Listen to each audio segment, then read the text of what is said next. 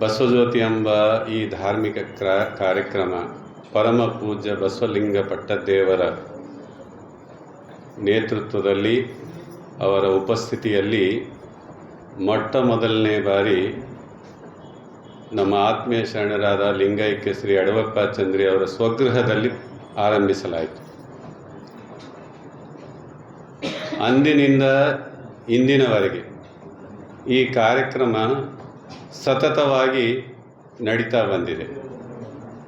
ಕೆಲವು ದಿನ ಕೋವಿಡ್ ಪೀರಿಯಡ್ದಲ್ಲಿ ಈ ಕಾರ್ಯಕ್ರಮ ನಿಂತು ಬಿಟ್ಟಿತ್ತು.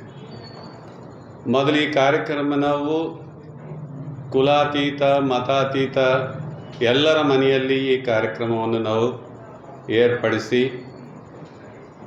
ಶರಣರ ಒಂದು ಸಂದೇಶವನ್ನು ಅಲ್ಲಿ ಪ್ರಚಾರ ಮಾಡಿದ್ದೇವೆ. ಆದರೆ ಈಗ ಮನೆಯಲ್ಲಿ ಈ ಕಾರ್ಯಕ್ರಮವನ್ನು ಏರ್ಪಡಿಸಬೇಕಾದ್ರೆ ಆಶ್ರಯ ನೀಡುವಂಥ ಶರಣರು ಸಾಕಷ್ಟು ಶ್ರಮ ಪಡಿಬೇಕಾಗತ್ತೆ. ಯಾಕಂದರೆ ಟೆಂಟ್ ಹಾಕಬೇಕು, ಲೈಟಿಂಗ್ ಮಾಡಬೇಕು, ಇದೆಲ್ಲ ಭಾಳ ಖರ್ಚಾಗ್ತಾ ಇದೆ. ಅದೆಲ್ಲ ಮನೆ ಸಣ್ಣದು ಮನಸ್ಸು ದೊಡ್ಡದು, ಎಲ್ಲರಿಗೆ ಅಲ್ಲಿ ಅಕಾಮಡೇಟ್ ಮಾಡಬೇಕಂದ್ರೂ ಅವ್ರಿಗೆ ತ್ರಾಸ ಆಗೋದ್ರಲ್ಲಿಂದ ಯಾರನ್ನೂ ಹಿಂಗೆ ಸ್ವಚ್ಛಂದವಾಗಿ ಮುಂದಕ್ಕೆ ಬರ್ತಾ ಇದ್ದಿಲ್ಲ. ಇದಕ್ಕಿನ್ನು ಏನು ಪರಿಷ್ಕಾರ, ಹೆಂಗಾದ್ರೆ ಇದು ನಡೀತದ ಅಂತ ಹೇಳಿ ವಿಚಾರ ಮಾಡಿದ ಮೇಲೆ ಇನ್ನು ಶರಣರ ಮನೆಯಲ್ಲಿ ಈ ಕಾರ್ಯಕ್ರಮ ನಡೆಸದ ಬದಲಾಗಿ ಇಲ್ಲಿ ಅನುಭವ ಮಂಟಪದಲ್ಲಿ ಈ ಕಾರ್ಯಕ್ರಮವನ್ನು ಏರ್ಪಡಿಸ್ಕೊಂಡಿದ್ರೆ ಸರಿಯಾಗಿರ್ತದ ಅಂತ ವಿಚಾರ ಮಾಡಿ ಎಲ್ಲರೂ ಕೂಡಿ ನಿರ್ಣಯ ತಗೊಂಡು ಈಗ ಕಳೆದ ಒಂದು ವರ್ಷದಿಂದ ಇಲ್ಲಿ ಅನುಭವ ಮಂಟಪದಲ್ಲಿ ಈ ಕಾರ್ಯಕ್ರಮ ನಡೀತಾ ಬಂದಿದೆ. ಇಂದಿನ ಈ ಕಾರ್ಯಕ್ರಮಕ್ಕೆ ನಮ್ಮೆಲ್ಲರ ಆ ಪ್ರೀತಿಯ ಪಾತ್ರರು ಈ ಭಾಗದಲ್ಲಿ ಕಲ್ಯಾಣ ನಾಡಿನಲ್ಲಿ ಬಸವ ತತ್ವದ ಕ್ರಾಂತಿಗಾಗಿ ತಮ್ಮ ಜೀವನವನ್ನೇ ಸಮರ್ಪಿತ ಮಾಡಿದಂಥ ನಮ್ಮೆಲ್ಲರ ಪ್ರೀತಿಯ ಪಾತ್ರರು ಸೋದರರು ಶ್ರೀ ಬಸವಕುಮಾರ್ ಪಾಟೀಲ್ ಅವರು ದಯಪಾಲಿಸಿದ್ದಾರೆ. ಅವರಿಗೆ ನಮ್ಮೆಲ್ಲರ ಪರವಾಗಿ ಹಾರ್ದಿಕ ಸ್ವಾಗತವನ್ನು ನೀಡಿ ಅವರ ವೇದಿಕೆ ಮೇಲೆ ಬರಬೇಕಾಗಿ ಅವರಲ್ಲಿ ವಿನಂತಿಸಿಕೊಳ್ತಾ ಇದ್ದೀನಿ.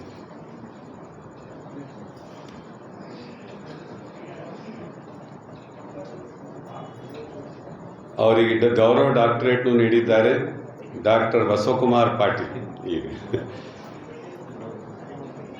ಅಂದರೆ ಅವರು ಮಾಡಿದ ಸೇವೆಗಾಗಿ ಈ ಗೌರವ ಡಾಕ್ಟರೇಟ್ ಅವರಿಗೆ ನೀಡಲಾಗಿದೆ. ಕಲ್ಯಾಣ ಕರ್ನಾಟಕ ಪ್ರತಿಷ್ಠಾನ ಎಂಬ ಒಂದು ಸಂಸ್ಥೆ, ಒಂದು ಏನಂದರೆ ಸ್ವಚ್ಛಂದ ಸಂಸ್ಥೆಯನ್ನು ಅವರು ಸ್ಥಾಪಿಸಿ ಅದರ ಮೂಲಕ ನೂರಾರು ಮಂದಿ ಬಡ ಮಕ್ಕಳಿಗೆ ಉಚಿತ ಶಿಕ್ಷಣ, ಉಚಿತ ಆವಾಸ, ಎಲ್ಲ ಉಚಿತ, ತನ್ನ ಸ್ವಂತ ಖರ್ಚಿನಿಂದ ದಾತರು ಯಾರನ್ನ ಕೊಟ್ಟರು ಅವ್ರದ್ದೆಲ್ಲ ಒಂದು ಸಹಯೋಗದಿಂದ ಬಹಳಷ್ಟು ಮಂದಿ ವಿದ್ಯಾರ್ಥಿಗಳಿಗೆ ಅವರು ಆಶ್ರಯ ಕೊಟ್ಟು ಅವರ ಒಂದು ಬೆಳವಣಿಗೆಗಾಗಿ ಅವರು ತಮ್ಮ ಸಮಯವನ್ನೇ ಪೂರ ಕೊಟ್ಟುಬಿಟ್ಟಾರೆ. ಈಗ ನೂರಾರು ಮಕ್ಕಳು, ಅವ್ರ ಬಲ್ಲಿದ್ದ ಮಕ್ಕಳು ಈ ಕಲ್ಯಾಣ ಕರ್ನಾಟಕ ಪ್ರತಿಷ್ಠಾನದಲ್ಲಿ ಇದ್ದು ಓದ್ಕೊಂಡಂಥ ಮಕ್ಕಳು ಇವತ್ತು ದೊಡ್ಡ ದೊಡ್ಡ ಪೋಸ್ಟ್ನಲ್ಲಿದ್ದಾರೆ. ಇದು ಬಹಳ ಹೆಮ್ಮೆಯ ವಿಷಯ. ಯಾಕಂದ್ರೆ ನಾವು ಒಬ್ಬರಿಬ್ಬರು ಮಕ್ಕಳಿಗೆ ಓದಿಸೋದೇ ಬಹಳ ಎಷ್ಟೋ ಕಠಿಣ ಅನಿಸ್ತದೆ. ಹಂಗಲ್ಲದೆ ಅವರು ನೂರಾರು ಮಕ್ಕಳಿಗೆ ಅವ್ರದ್ದೆಲ್ಲ ಜವಾಬ್ದಾರಿಯನ್ನು ವಹಿಸಿ ಅವರಿಗೆ ಒಳ್ಳೆಯ ಒಂದು ಶಿಕ್ಷಣವನ್ನು ನೀಡಿ, ಒಳ್ಳೆಯ ಸಂಸ್ಕಾರವನ್ನು ನೀಡಿ, ಒಂದು ಒಳ್ಳೆಯ ನಾಗರಿಕರಾಗಿ ಏನು ಮಾಡ್ತಾ ಇದ್ದಾರ. ಆ ಕೆಲಸ ಬಹಳ ಅಪೂರ್ವವಾದದ್ದು. ಅದು ಎಷ್ಟು ನಾವು ಹೊಗಳಿದ್ರೂ ಕಡಿಮೆ. ಮತ್ತು ಅಂಥ ಒಂದು ಸಾಮಾಜಿಕ ಅವರು ಕಾರ್ಯಕ್ರಮದಲ್ಲಿ ತೊಡಗಿದ್ದಾರೆ. ಭಾಳ ದಿವಸ ನಂತರ ಈಗ ಅವರು ನಮ್ಮ ಜೈರಾಬಾದ್ ಅನುಭವ ಮಂಟಪಕ್ಕೆ ಬಂದಿದ್ದಾರೆ. ಇಲ್ಲಿನ ಕಾರ್ಯಕ್ರಮದಲ್ಲಿ ಭಾಗವಹಿಸ್ತಾ ಇದ್ದಾರೆ. ಮತ್ತೊಂದು ಸಲ ಅವರಿಗೆ ನಮ್ಮೆಲ್ಲರ ಪರವಾಗಿ ಹಾರ್ದಿಕ ಸುಸ್ವಾಗತವನ್ನು ನೀಡಿ ಈಗ ಇಂದಿನ ಕಾರ್ಯಕ್ರಮದ ಆಶ್ರಯದಾತರಾದ ಶರಣಶ್ರೀ ರಾಜ್ಕುಮಾರ್ ಕಂಕಲ ಈ 656ನೇ ಬಸವಜ್ಯೋತಿ ಕಾರ್ಯಕ್ರಮದಲ್ಲಿ ಸರ್ ತಮ್ಮ ಅನುಭವವಾಣಿಯನ್ನು ನಮ್ಮೆಲ್ಲರಿಗೂ ನೀಡಬೇಕಾಗಿ ಅವರಲ್ಲಿ ವಿನಂತಿಸಿಕೊಳ್ತಾ ಇದ್ದೀನಿ.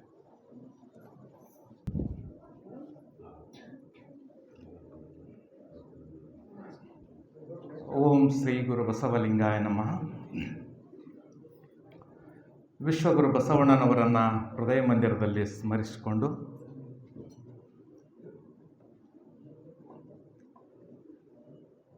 ಇಲ್ಲಿಯ ಲಿಂಗಾಯತ ಸಮಾಜದ ಅಧ್ಯಕ್ಷರ ಜೊತೆಗೆ ಎಲ್ಲ ಪದಾಧಿಕಾರಿಗಳಿಗೂ ಸುಮಾರು 20-22 ವರ್ಷಗಳ ನಂತರ ಈಗ ನನಗೆ ಬಂದ ತಕ್ಷಣ ಭೇಟಿಯಾಗಿರ್ತಕ್ಕಂಥ ಆತ್ಮೀಯರು ಹಿರಿಯರಾಗಿರ್ತಕ್ಕಂಥ ಮಠಪತಿ ಸರ್ ಅವರಿಗೂ, ಸೋಮಶೇಖರ್ ಪಾಟೀಲ್ ಅವರಿಗೂ, ಸಮಾರಂಭದಲ್ಲಿ ಭಾಗವಹಿಸಿರ್ತಕ್ಕಂಥ ಎಲ್ಲ ಶರಣ ಬಂಧುಗಳಿಗೂ ಶರಣಾರ್ಥಿಗಳು.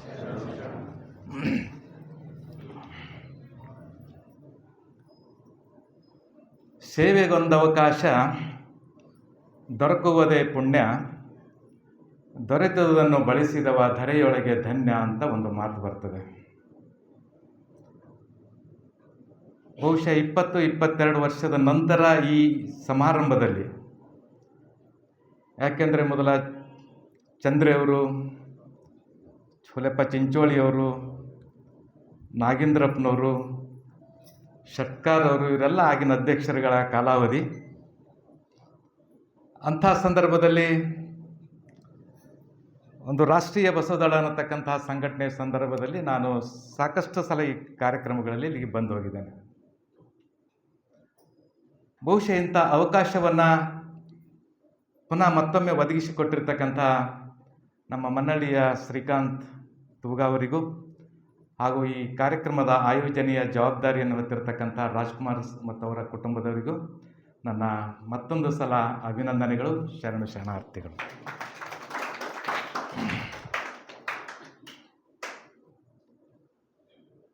ಬಹುಶಃ 656 ಇದು ನಿಜವಾಗಿಯೂ ಬಹಳ ದೊಡ್ಡ ಸಂಖ್ಯೆ. 650 ಬಸವ ಜ್ಯೋತಿಗಳನ್ನು ನಿರಂತರವಾಗಿ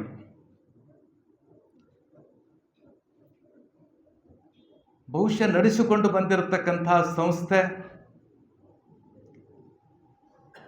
ಬರೀ ನಿಮ್ಮ ತೆಲಂಗಾಣ ಅಲ್ಲ, ನಾನು ಇಡೀ ಕರ್ನಾಟಕವನ್ನು ಸಹಿತ ಅವಲೋಕನ ಮಾಡಿಕೊಂಡ್ರೂ ಸಹಿತ ಬಹುಶಃ ಇದು ಒಂದನೇದು ಅಲ್ಲದೇ ಇದ್ದರೂ ಸಹಿತ 2ನೇ ಸ್ಥಾನದಲ್ಲಿ ನಿಲ್ಲುತ್ತದೆ ಅಂತ ನಾನು ಬಹಳ ಧೈರ್ಯವಾಗಿ ಹೇಳಲಿಕ್ಕೆ ಸಾಧ್ಯ ಇದೆ. ಗದಗದಲ್ಲಿ ಒಂದು ತುಂಬ ಚೆನ್ನಾಗಿ 1000 ಸಂಖ್ಯೆಯನ್ನು ದಾಟಿರ್ತಕ್ಕಂಥದ್ದು. ಈ ಒಂದು ಬಸವಣ್ಣನವರ ಸೇವೆಯನ್ನು ನಿಜವಾಗಿಯೂ ತಾವು ಮಾಡ್ತಕ್ಕಂಥದ್ದು ನನಗೆ ತುಂಬ ಖುಷಿ ಆಗ್ತದೆ. ಯಾಕೆಂದರೆ ಇವತ್ತು ನಡೀತಕ್ಕಂಥ ರೀತಿ ಬೇರೆ. ಇಂಥ ಅವಸ್ಥೆಯಲ್ಲಿ, ಇಂಥ ಸ್ಥಿತಿಯಲ್ಲಿ ಇವತ್ತು ಬಸವಣ್ಣನವರ ತತ್ವವನ್ನು ತಿಳಿದುಕೊಳ್ಳಲಿಕ್ಕಾಗಿ, ಚಿಂತನವನ್ನು ಮಾಡಲಿಕ್ಕಾಗಿ ಇಷ್ಟು ಜನ ಸೇರ್ತಕ್ಕಂಥದ್ದು ಅದು ನಿಜವಾಗಿಯೂ ಒಂದು ದೊಡ್ಡ ಶಕ್ತಿ.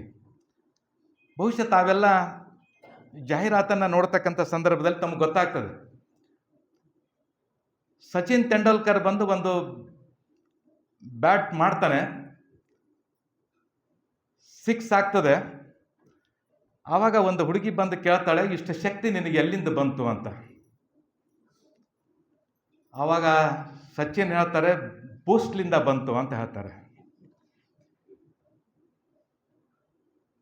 ಆ ಮಾತನ್ನು ಕೇಳಿರ್ತಕ್ಕಂಥ ಲಕ್ಷಾಂತರ ಜನ ಅದರ ಬೆನ್ನು ಹತ್ತಾರೆ.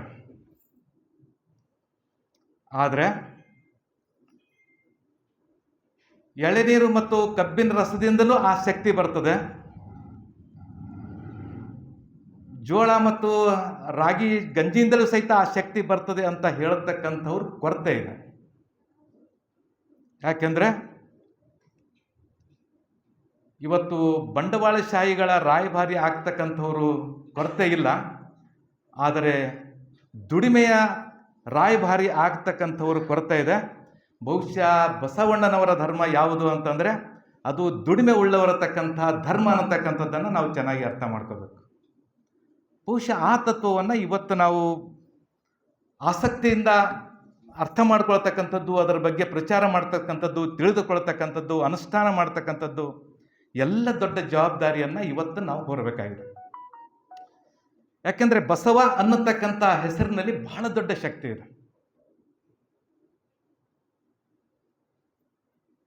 ಬಹುಶಃ ಆ ಶಕ್ತಿಯನ್ನು ನಮ್ಮಿಂದ ಕೆಲವೊಂದು ಸಲ ತಿಳಿದುಕೊಳ್ಳಿಕ್ಕೆ ಆಗೋದಿಲ್ಲ. ಹೀಗಾಗಿ ನಾವು ದಾರಿ ಬಿಟ್ಟು ಹೋಗ್ತಾ ಇದ್ದೇವೆ. ಕರ್ನಾಟಕದಲ್ಲಿ ಒಬ್ಬ ಎಂ ಜೀವನ್ ಅಂತಕ್ಕಂಥವ್ರು ಜೀವನದಲ್ಲಿ ನಡೆದಿರ್ತಕ್ಕಂಥ ಘಟನೆಯನ್ನು ಅವರು ಬರೀತಾರೆ. ಎಂ ಜೀವನ್ ಅಂತಕ್ಕಂಥವ್ರು ಬೆಂಗಳೂರಿನಲ್ಲಿ ಒಬ್ಬ ಮುಸ್ಲಿಂ ಬಾಂಧವರು, ಪತ್ರಕರ್ತರು. ಅವರು ಗದಗ ಜಿಲ್ಲೆಯವರು. ಒಂದು ಸಲ ಬೇಸಿಗೆ ರಜೆಯಲ್ಲಿ ಅವರು ಹಳ್ಳಿಗೆ ಹೋಗ್ತಾರೆ.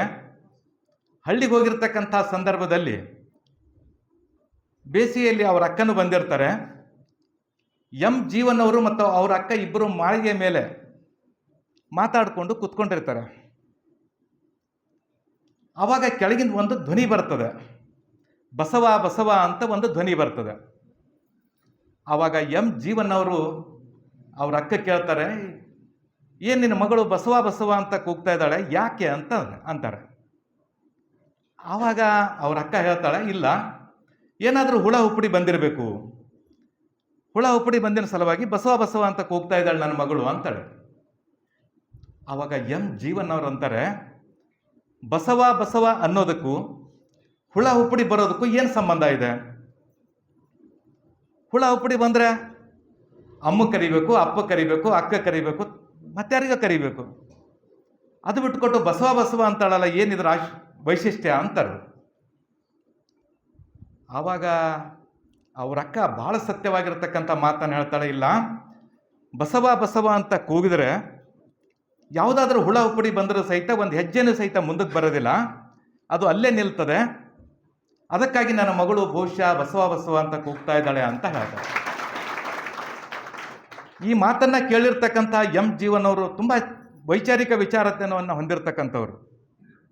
ಹಾಗಾದ್ರೆ ನೋಡೋಣ ನಡಿ, ಇದು ಹೆಂಗೆ ಸಾಧ್ಯ ಆಗ್ತದೆ, ನೋಡೋಣ ನಡಿ ಅಂತ ಇಬ್ಬರು ಕೆಳಗೆ ಬರ್ತಾರೆ. ಇಬ್ಬರು ಕೆಳಗೆ ಬಂದಾಗ ನೋಡ್ತಾರೆ, ಆ ಮಗು ಅಲ್ಲಿ ಬಸವ ಬಸವ ಅಂತ ಕೂಗ್ತಾ ಇದೆ. ಒಂದು ದೊಡ್ಡ ಚೇಳು ತನ್ನ ಕೊಂಡಿಯನ್ನು ಮ್ಯಾಲೆ ಎತ್ತುಕೊಂಡು ಒಂದು ಕ್ಷಣ ಸಹಿತ ಅಲ್ಲಾಡಲಾರದೆ ಅಲ್ಲಿ ನಿಂತಿರ್ತದೆ. ಇದನ್ನು ಎಂ ಜೀವನ್ ಅವರು ತಮ್ಮ ಪುಸ್ತಕದಲ್ಲಿ ತಮ್ಮ ಅನುಭವದಿಂದ ಬರೆದಿರ್ತಾರೆ. ಭಾಳ ಇದು ಸಣ್ಣದು, ಆದರೆ ಅಲ್ಲಮ್ಮ ಪ್ರಭುದೇವರು ಭಾಳ ಚಂದ ಹೇಳ್ತಾರೆ, ಬಸವ ಎಂಬ ಮೂರಕ್ಷರಗಳು ಹೃದಯ ಕಮಲದಲ್ಲಿ ನೆಲೆಗೊಂಡರೆ ಅಭೇದ್ಯ ಭೇದ್ಯವಾಯಿತು, ಅಸಾಧ್ಯ ಸಾಧ್ಯವಾಯಿತು. ಹಾಗಾದರೆ ಬಸವಣ್ಣನವರ ಹೆಸರಿನಲ್ಲಿ ಇರತಕ್ಕಂಥದ್ದು ಬಹಳ ಅದ್ಭುತವಾಗಿರ್ತಕ್ಕಂಥ ಶಕ್ತಿ. ಇವತ್ತು ನಾವು ಅದಕ್ಕೆ ಸಮರ್ಪಿತರಾಗಿರ್ತಕ್ಕಂಥದ್ದು ಬಹಳ ತುಂಬ ಅವಶ್ಯಕತೆ ಇದೆ. ಅದಕ್ಕಾಗಿ ಬಸವಣ್ಣನವರ ಬಗ್ಗೆ ಒಂದು ಸಂಕ್ಷಿಪ್ತವಾಗಿರ್ತಕ್ಕಂಥ ಕೆಲವು ಮಾತುಗಳನ್ನು ಹೇಳಿ ನನ್ನ ಮಾತನ್ನು ಮುಂದುವರಿಸ್ತೇನೆ. ಮಹಾಮಹಿಮ ನಮ್ಮ ಸಂಗನ ಬಸವಣ್ಣ, ಶಬ್ದ ಶಕ್ತಿಗೆ ನಿಲುಕದ ವಿಶ್ವಗುರು ಬಸವಣ್ಣ. ಶತಮಾನಗಳು ಉರುಳಿದರೂ ಜೀವಂತವಾಗಿರುವ, ಯುಗ ಯುಗಕ್ಕೆ ಉತ್ಸಾಹ ತುಂಬುತ್ತಾ ಬಂದಿರುವ, ಜಾತಿ ವರ್ಣ ವರ್ಗ ಭೇದಗಳನ್ನು ಬುಡಮೇಲು ಮಾಡಿರುವ, ಮನುಕುಲದ ಏಳ್ಗೆಗೆ ಮಹಾತತ್ವ ಕೊಟ್ಟ ಮಹಾನುಭಾವ. ಅಕ್ಕನಿಗಿಲ್ಲದ ಜನಿವಾರ ನನಗೇಕೆಂದ ಮಹಾಂತ. ಮೊದಲನೇ ಕ್ರಾಂತಿ ಎಲ್ಲ ಆಯಿತು ಅನ್ನತಕ್ಕಂಥದ್ದನ್ನು ನಾವು ಸ್ವಲ್ಪ ಅವಲೋಕನ ಮಾಡಿಕೊಳ್ಬೇಕು. ಅಕ್ಕನಿಗಿಲ್ಲದ ಜನಿವಾರ ನನಗೇಕೆಂದ ಮಹಾಂತ, ಅವಲರಲ್ಲಿ ಸಬಲತೆಯನ್ನು ತುಂಬಿದ ಧೀಮಂತ. ಸದ್ಗುಣ ಸನ್ನಡತೆಗಳ ಸದ್ಗತಿಗೆ ಸಾಧನವೆಂದಾತ, ಅನಂತತೆಯನ್ನು ಅಂಗೈಗೆ ತಂದು ಕೊಟ್ಟಾತ. ಗುರುಲಿಂಗ ಜಂಗಮಕ್ಕೆ ತನುಮನಧನ ಅರ್ಪಿಸಲು ಹೇಳಿದ, ಕಾಯಕ ದಾಸೋಹ ಸಿದ್ಧಾಂತಗಳ ಪ್ರತಿಪಾದಿಸಿದ, ತಾತ್ವಿಕ ನೆಲೆಗಟ್ಟಿನಲ್ಲಿ ಸಾತ್ವಿಕ ಸಮಾಜ ನಿರ್ಮಿಸಿದ, ದೇವನೊಬ್ಬ ನಾಮ ಹಲವು ಎಂಬ ಸತ್ಯ ಸಂದೇಶ ಸಾರಿದ. ಗುರು ಬಸವಣ್ಣನವರೇ ಮೊಟ್ಟ ಮೊದಲ ಸತ್ಯ ಶೋಧಕ. ಹೃದಯಗಳ ಬೆಸುಗಿಗೆ ಬೇಕು ಬಸವ ಬೆಳಕ. ಬಸವ ತತ್ವ ಮೈಗೂಡಿಸಿಕೊಂಡಾಗ ಬದುಕು ಸಾರ್ಥಕ. ವಿಶ್ವಗುರು ಬಸವಣ್ಣನವರೇ ನಮ್ಮ ಸಾಂಸ್ಕೃತಿಕ ನಾಯಕ, ನಮ್ಮ ಜೀವನದ ಮಹಾನಾಯಕ. ಇದು ನಿಜವಾಗಿಯೂ ಬಸವಣ್ಣನವರ ಮಾಡಿರ್ತಕ್ಕಂಥ ಅದ್ಭುತವಾಗಿರತಕ್ಕಂಥ ಒಂದು ಕ್ರಾಂತಿ. ಅವಲರಲ್ಲಿ ಶಕ್ತಿಯನ್ನು ತುಂಬಿರ್ತಾರೆ. ಇಡೀ ಜಗತ್ತಿನಲ್ಲಿಯೇ ಹೊಸದಾಗಿರ್ತಕ್ಕಂಥ ಇಷ್ಟಲಿಂಗವನ್ನು ನಮ್ಮ ಕೈಗೆ ಕೊಟ್ಟಿರ್ತಾರೆ. ಜಾತಿ ಪದ್ಧತಿಯನ್ನು ನಿರ್ಮೂಲನೆ ಮಾಡಿರ್ತಾರೆ. ಹೆಣ್ಣು ಮಕ್ಕಳಿಗೆ ದೊಡ್ಡ ಸ್ವಾತಂತ್ರ್ಯವನ್ನು ಕೊಟ್ಟಿರ್ತಾರೆ. ಬಹುಶಃ ಅವರು ಒಂದು ದೃಷ್ಟಿಯಿಂದ ಅಲ್ಲ, ಯಾವುದೇ ದೃಷ್ಟಿಯಿಂದಲೂ ನೋಡಿದರೂ ಸಹಿತ ಬಸವಣ್ಣನವರು ಇರತಕ್ಕಂಥದ್ದು ಪರಿಪೂರ್ಣವಾಗಿರತಕ್ಕಂತಹ ಪರಿಶುದ್ಧವಾಗಿರತಕ್ಕಂಥ ವ್ಯಕ್ತಿತ್ವ. ಅದಕ್ಕಾಗಿ ಅಲ್ಲಮ ಪ್ರಭುದೇವರು ಭಾಳ ಚಂದ ಹೇಳ್ತಾರೆ, ಒಂದು ಬೆಲ್ಲದ ಪುತ್ತಳಿಯನ್ನು ಕೈಯಲ್ಲಿ ಹಿಡಿದು ಅದರ ಯಾವುದೇ ಮಗ್ಗಲಿಗೆ ಸಹಿತ ಮುದ್ದು ಮಾಡಿದ್ರೂ ಸಹಿತ ನಮಗೆ ದೊರತಕ್ಕಂಥದ್ದು ಬರೀ ಸಿಹಿ ಹೊರತು ಎಲ್ಲಿ ಕೈಯನ್ನು ದೊರಕದಿಲ್ಲ. ಅದಕ್ಕೆ ಬಸವಣ್ಣನವರಿಗೆ ಯುಗದ ಉತ್ಸಾಹ ಅಂತ ಕರೀತಾರೆ ಅಲ್ಲಮ ಪ್ರಭುದೇವರು. ಅಂತಹ ಬಸವಣ್ಣನವರು ಕೊಟ್ಟಿರ್ತಕ್ಕಂಥ ತತ್ವ ಸಿದ್ಧಾಂತಗಳು ಬಹುಶಃ ತಾವೆಲ್ಲ 656 ಬಸವ ಜ್ಯೋತಿಗಳಲ್ಲಿ 656 ತತ್ವಗಳನ್ನು ತಿಳಿದುಕೊಂಡಿದ್ದೀರಿ. ಪುನಃ ಅದನ್ನೇ ನಾವು ಮೆಲುಕು ಹಾಕಬೇಕಾಗಿರತಕ್ಕಂಥದ್ದು, ಪುನಃ ಅದನ್ನೇ ನಾವು ಅನುಷ್ಠಾನ ಮಾಡಬೇಕಾಗಿರತಕ್ಕಂಥದ್ದು. ಬಹುಶಃ ನಾನು ಒಂದು 2 ವಿಚಾರಗಳನ್ನು ತಮ್ಮ ಮುಂದೆ ಹೇಳಲಿಕ್ಕೆ ಇಷ್ಟಪಡ್ತೇನೆ. ಬಸವಣ್ಣನವರು ಕೊಟ್ಟಿರ್ತಕ್ಕಂತಹ ಕಾಯಕ ಮತ್ತು ದಾಸೋಹ ತತ್ವ. ಕಾಯಕ ಮತ್ತು ದಾಸೋಹ ತತ್ವದ ಬಗ್ಗೆ ಬಹಳ ಚಂದ ಹೇಳ್ತಾರೆ. ಬಸವಣ್ಣನವರು ಕೊಟ್ಟಿರ್ತಕ್ಕಂತಹ ಕಾಯಕ ಮತ್ತು ದಾಸೋಹ ತತ್ವ ಎಲ್ಲಿಯವರೆಗೆ ಭಾರತೀಯರ ರಕ್ತದಲ್ಲಿ ಇಳಿಯುವುದಿಲ್ಲ ಅಲ್ಲಿಯವರೆಗೆ ಭಾರತೀಯರ ಉದ್ಧಾರ ಸಾಧ್ಯ ಇಲ್ಲ. ಜಗತ್ತಿನಲ್ಲಿ ದೇವರು ಇದ್ದಾನೋ ಇಲ್ಲೋ ಗೊತ್ತಿಲ್ಲ, ಆದರೆ ಬಸವಣ್ಣನವರೇ ನನಗೆ ದೇವರು, ಬಸವಣ್ಣನವರೇ ನನಗೆ ಆಚಾರ್ಯ ಪುರುಷರು ಅಂತ ಹೇಳ್ತಾರೆ. ಇವತ್ತು ನಾವು ಬಹಳ ಮುಖ್ಯವಾಗಿ ಅರ್ಥ ಮಾಡ್ಕೊಳ್ಬೇಕಾಗಿರತಕ್ಕಂಥದ್ದು. ಯಾಕೆಂದರೆ ಸತ್ಯ ಶುದ್ಧವಲ್ಲದುದು ಕಾಯಕವಲ್ಲ, ಕಾಯಕವಿಲ್ಲದವರು ಭಕ್ತರಲ್ಲ. ಹಾಗಾದ್ರೆ ನಾವು ಪರಿಶುದ್ಧವಾಗಿರ್ತಕ್ಕಂಥ ಕಾಯಕವನ್ನು ಪ್ರತಿಯೊಬ್ಬರು ಮಾಡಬೇಕಾಗಿರತಕ್ಕಂಥದ್ದು ಅವಶ್ಯಕತೆ.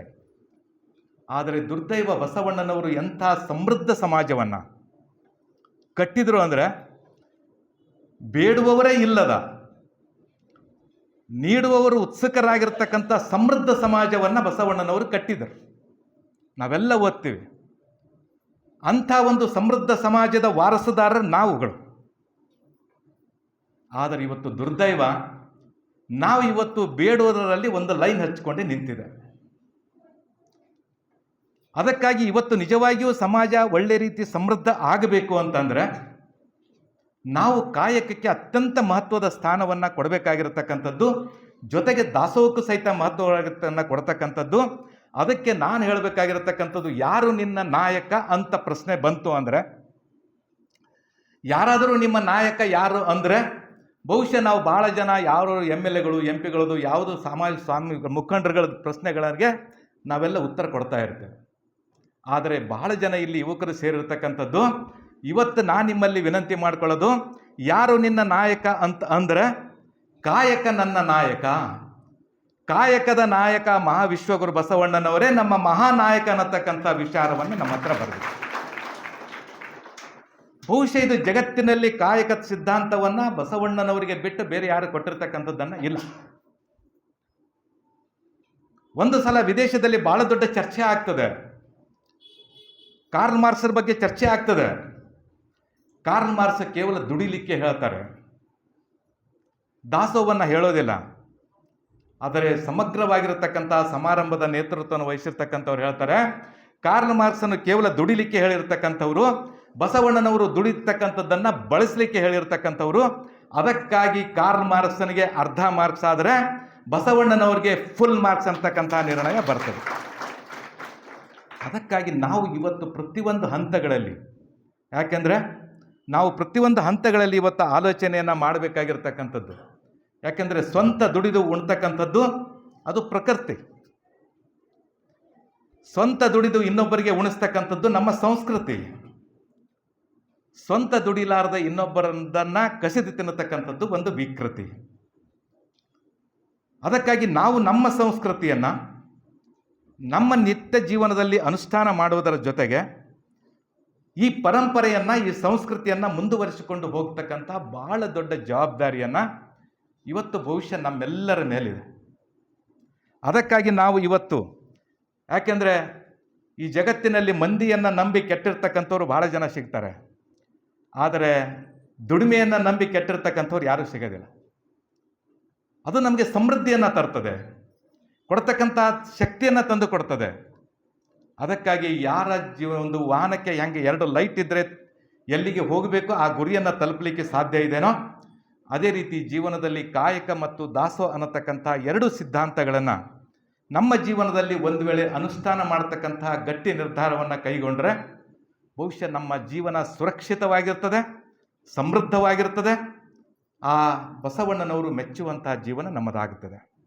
ಅದಕ್ಕಾಗಿ ನಾವುಗಳೆಲ್ಲರೂ ಸಹಿತ ಆ ದಿಶೆಯಲ್ಲಿ ಒಂದು ಪ್ರಯತ್ನವನ್ನು ಮಾಡಬೇಕಾಗಿರತಕ್ಕಂಥದ್ದು, ಒಂದು ಗಟ್ಟಿಯಾಗಿರ್ತಕ್ಕಂಥ ನಿರ್ಣಯವನ್ನು ತೆಗೆದುಕೊಳ್ಬೇಕಾಗಿರತಕ್ಕಂಥ ಅವಶ್ಯಕತೆ ಇವತ್ತು ಬಹಳ ಇದೆ. ಇದು ಒಂದನೇದು. ಆಮೇಲೆ ಬಹುಶಃ ನಾವು ಇವತ್ತು ಬಹಳ ಕಡೆ ಇವತ್ತು ನೋಡ್ತೇವೆ, ವೈಭವಿತವಾಗಿರತಕ್ಕಂಥ ಜೀವನ, ಆಡಂಬರವಾಗಿರತಕ್ಕಂಥ ಜೀವನ, ಇದು ನಿಜವಾಗಿಯೂ ನಮಗೆ ಬಸವಣ್ಣನವರು ಒಪ್ಪಿತ ಆಗಿರ್ತಕ್ಕಂಥ ಜೀವನ ಅನ್ನತಕ್ಕಂಥ ಪ್ರಶ್ನೆಯನ್ನು ನಾವು ಇವತ್ತು ಹಾಕ್ಕೊಳ್ಬೇಕಾಗಿದೆ. ಮೊಟ್ಟ ಮೊದಲನೇದಾಗಿ ನಮಗೆ ಬೇಕಾಗಿರತಕ್ಕಂಥದ್ದು ನಮ್ಮ ಮನಸ್ಸನ್ನು ಸ್ವಚ್ಛ ಮಾಡಿಕೊಳ್ತಕ್ಕಂಥದ್ದು. ಎಲ್ಲಿ ಯಾರ ಮನಸ್ಸು ಸ್ವಚ್ಛವಾಗಿರ್ತದೋ, ಯಾರ ಭಾವನೆಗಳು ಶುದ್ಧವಾಗಿರ್ತವೋ ಅದು ಮಾತ್ರ ದೇವರಿಗೆ ಸಲ್ಲತಕ್ಕಂಥದ್ದು. ನಮ್ಮ ಭಾವನೆಗಳು ಶುದ್ಧ ಇಲ್ಲ ಅಂತಂದರೆ, ನಮ್ಮ ಭಾವನೆಗಳು ಸ್ವಚ್ಛ ಇಲ್ಲ ಅಂತಂದರೆ ಬಹುಶಃ ನಾವು ಏನು ಮಾಡಿದರೂ ಸಹಿತ ಅದು ವ್ಯರ್ಥ ಅನ್ನತಕ್ಕಂಥದ್ದು ನಮ್ಮ ಬಸವಣ್ಣನವರು ಕೊಟ್ಟಿರ್ತಕ್ಕಂಥ ದೊಡ್ಡ ಸಿದ್ಧಾಂತ. ಅದಕ್ಕಾಗಿ ನಾವು ಇವತ್ತು ಎಲ್ಲಕ್ಕೂ ಮುಖ್ಯವಾಗಿ ನಾವು ಭಾಳ ಜನ ಮಾತಾಡೋ ಹೊತ್ತಿಗೆ ಹೇಳ್ತೀವಿ, ಸರ್ ಅದು ಗಾಳಿ ತುಂಬ ಕೆಟ್ಟೋಗಿದೆ, ನೀರು ತುಂಬ ಕಲುಷಿತ ಆಗಿ ಹೋಗಿದೆ, ಮಣ್ಣು ತುಂಬ ಹಾಳಾಗಿದೆ. ಇದು ಹೇಳ್ತಕ್ಕಂಥದ್ದು ಸತ್ಯ. ಆದರೆ ನಾವು ಸ್ವಲ್ಪ ಸೂಕ್ಷ್ಮವಾಗಿ ವಿಚಾರ ಮಾಡಿದರೆ ಬಹುಶಃ ಗಾಳಿ ಎಷ್ಟರ ಮಟ್ಟಿಗೆ ಕೆಟ್ಟದೋ ಇಲ್ಲೋ ಗೊತ್ತಿಲ್ಲ, ನೀರು ಎಷ್ಟರ ಮಟ್ಟಿಗೆ ಕೆಟ್ಟಿದೋ ಗೊತ್ತಿಲ್ಲ, ಗಾಳಿ ಎಷ್ಟರ ಮಟ್ಟಿಗೆ ಹಾಳಾಗಿದೆಯೋ ಗೊತ್ತಿಲ್ಲ. ಆದರೆ ಅದು ಎಲ್ಲದಕ್ಕಿಂತಲೂ ಸಹಿತ ನಮ್ಮ ಮನಸ್ಸು ತುಂಬ ಹಾಳಾಗಿದೆ. ಅದಕ್ಕಾಗಿ ನಾವು ಮನಸ್ಸನ್ನು ಶುದ್ಧೀಕರಣಗೊಳಿಸ್ತಕ್ಕಂತಹ ಬಹಳ ದೊಡ್ಡ ಕೆಲಸವನ್ನು ಇವತ್ತು ನಾವೆಲ್ಲರೂ ಮಾಡಬೇಕಾಗಿದೆ. ಅದಕ್ಕಾಗಿಯೇ ಷಣ್ಮುಖ ಶಿವಯೋಗಿಗಳು ಬಹಳ ಚಂದ ಹೇಳ್ತಾರೆ, ಮೂಟೆ ಮೂಟೆ ಪತ್ರಿ ಪುಷ್ಪವ ತಂದು ಒಟ್ಟಿ ಒಟ್ಟಿ ಲಿಂಗವ ಪೂಜಿಸಿದಡೇನು, ತನುಮನದ ಕೆಟ್ಟತನವ ಹಿಂಗದ ನಕ್ಕರ. ಹುಸಿ, ಕಳವು, ಪರದಾರ ಮುಂತಾದ ದುಶ್ಚಟ ದುರ್ಗುಣಗಳಲ್ಲಿ ಹರಿದಾಡುವ ದುರುಳ ಬುದ್ಧಿಯ ದುರಾಚಾರಗಳಿಗೆ ದೂರವಾಗಿರ್ಪನು ನೋಡ ನಮ್ಮ ಅಖಂಡೇಶ್ವರ. ಎಲ್ಲಿ ಇರ್ತಾನೆ ನಮ್ಮ ಅಖಂಡೇಶ್ವರ, ಎಲ್ಲಿ ಇರ್ತಾನೆ ನಮ್ಮ ದೇವರು ಅಲ್ಲಿಕ್ಕೆ ಬಹಳ ಸುಂದರವಾಗಿರ್ತಕ್ಕಂಥ ಚಿತ್ರಣವನ್ನು ಅವರು ಕೊಡ್ತಾರೆ. ಮೂಟೆ ಮೂಟೆ ಪತ್ರೆ ಪುಷ್ಪವನ್ನು ತಂದುಕೊಂಡು ಲಿಂಗಕ್ಕೆ ಪೂಜೆ ಮಾಡಿದರೂ ಸಹಿತ ಅದು ಲಿಂಗಕ್ಕೆ ಸಲ್ಲತಕ್ಕಂಥದ್ದಲ್ಲ. ನಾವು ದುರ್ಗುಣ ದುಶ್ಚಟಗಳಿಂದ ದೂರ ಆಗಬೇಕಾಗ್ತದೆ.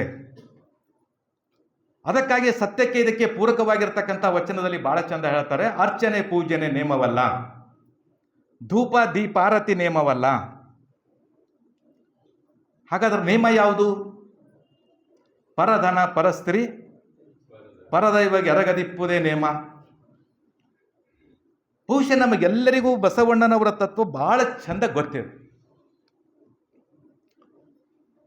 ಇವತ್ತು ನಾವು ಇವತ್ತು ಕರ್ನಾಟಕದಲ್ಲಿರ್ಬೋದು, ತೆಲಂಗಾಣದಲ್ಲಿರ್ಬೋದು, ಎಲ್ಲಿದ್ದರೂ ಸಹಿತ ನಾವು ಬಸವಣ್ಣನವರ ಮಕ್ಕಳು.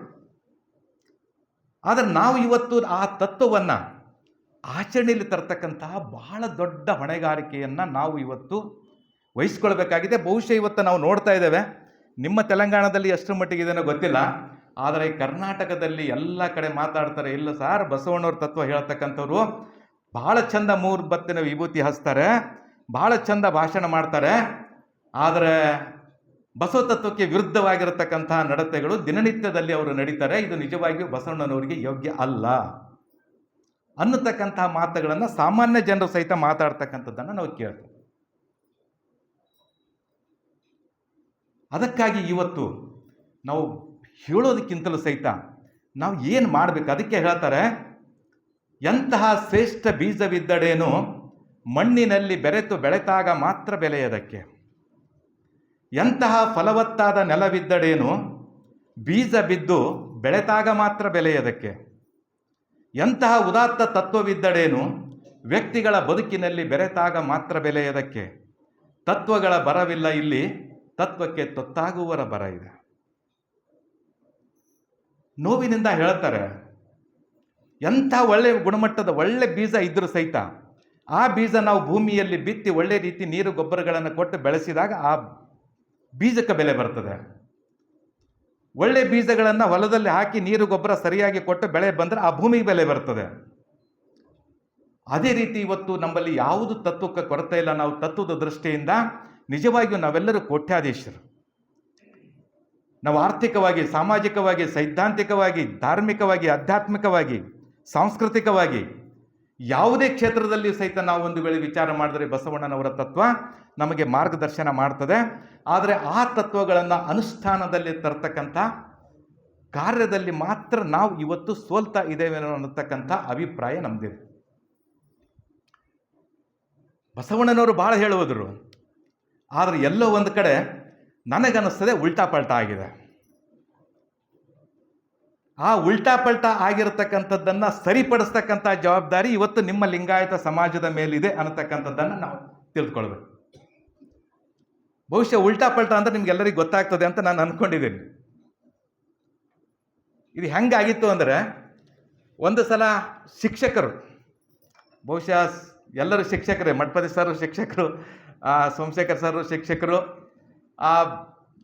ಒಂದು ಸಲ ಎಲ್ಲ ಮಕ್ಕಳನ್ನು ಕರೀತಾರೆ ಟೀಚರ್, ಕರೆದು ಒಂದು ಜೈಘೋಷ ಹಾಕ್ಲಿಕ್ಕೆ ಹೇಳ್ತಾರೆ.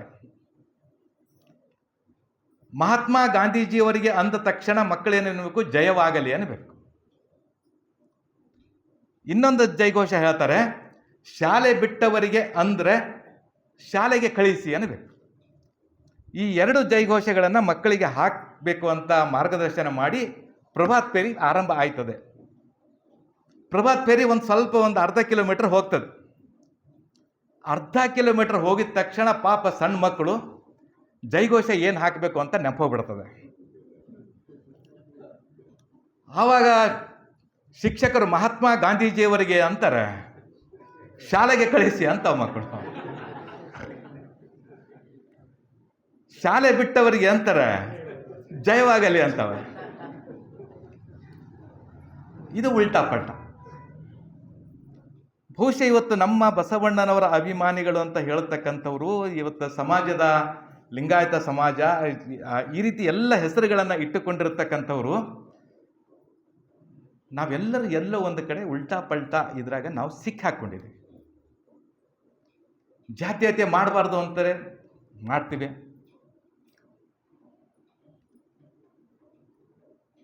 ದೇವರ ಕಲ್ಪನೆ ಬಸವಣ್ಣವರು ಬಹಳ ಚೆನ್ನಾಗಿ ಕೊಟ್ಟೋದ್ರು. ಆದರೆ ನಮಗೆ 65 ಕೋಟಿ ಜನ ಮುಳುಗಿಂದೆ ನೆನಪಾಗ್ತದೆ. ಇವೆಲ್ಲವನ್ನ ಬಹಳ ಸೂಕ್ಷ್ಮವಾಗಿ, ಯಾಕೆಂದ್ರೆ ನೀವೆಲ್ಲರೂ 15 ದಿವಸಕ್ಕೆ ಒಂದು ಸಲ ಬಸವ ಜ್ಯೋತಿಯನ್ನು ನಡೆಸ್ಕೊಡ್ತಕ್ಕಂಥವ್ರು. ಬಹುಶಃ ನನಗನ್ನಿಸ್ತದೆ, ಒಬ್ಬ ಇಂಜಿನಿಯರ್ ಮನೆ ಹೆಂಗೆ ಕಟ್ಟಬೇಕು ಅಂತ ಹೇಳ್ತಾನೆ, ಆದರೆ ಮನಸ್ಸು ಹೆಂಗೆ ಕಟ್ಟಬೇಕು ಅಂತ ಹೇಳೋದಿಲ್ಲ. ಒಬ್ಬ ಡಾಕ್ಟರ್ ಯಾವುದಾದ್ರೂ ರೋಗ ಬಂತು ಅಂತಂದರೆ ಆ ರೋಗವನ್ನು ಗುಣಪಡಿಸ್ತಕ್ಕಂಥ ಔಷಧಿಯನ್ನು ಕೊಡ್ತಾನೆ, ಆದರೆ ನೀನು ನಿರೋಗಿ ಹೆಂಗಿರಬೇಕು ಅಂತ ಹೇಳೋದಿಲ್ಲ. ಒಬ್ಬ ವಕೀಲ ನೀವು ಕೋರ್ಟಿಗೆ ಹೋದರೆ ಡೈವರ್ಸ್ ಕೊಡಬೇಕಾಗಿತ್ತು ಅಂತ ಏನು ಪ್ರೊಸೀಜರ್ ಅಂತ ಹೇಳ್ತಾರೆ, ಆದರೆ ಡೈವರ್ಸ್ ಕೊಡದೇ ಇರೋದ ರೀತಿಯಲ್ಲಿ ಜೀವನ ಹೆಂಗೆ ಮಾಡಬೇಕು ಅಂತ ಹೇಳೋದಿಲ್ಲ. ಒಬ್ಬ ದೊಡ್ಡ ಕಂಪನಿಯ CEO ಆಗಿರ್ತಕ್ಕಂಥವನು ದುಡ್ಡು ಹೆಂಗೆ ಗಳಿಸ್ಬೇಕು ಅಂತ ಹೇಳ್ತಾನೆ, ಆದರೆ ಮಾನವೀಯತೆಯನ್ನು ಹೆಂಗೆ ಗಳಿಸ್ಬೇಕು ಅಂತ ಹೇಳೋದಿಲ್ಲ.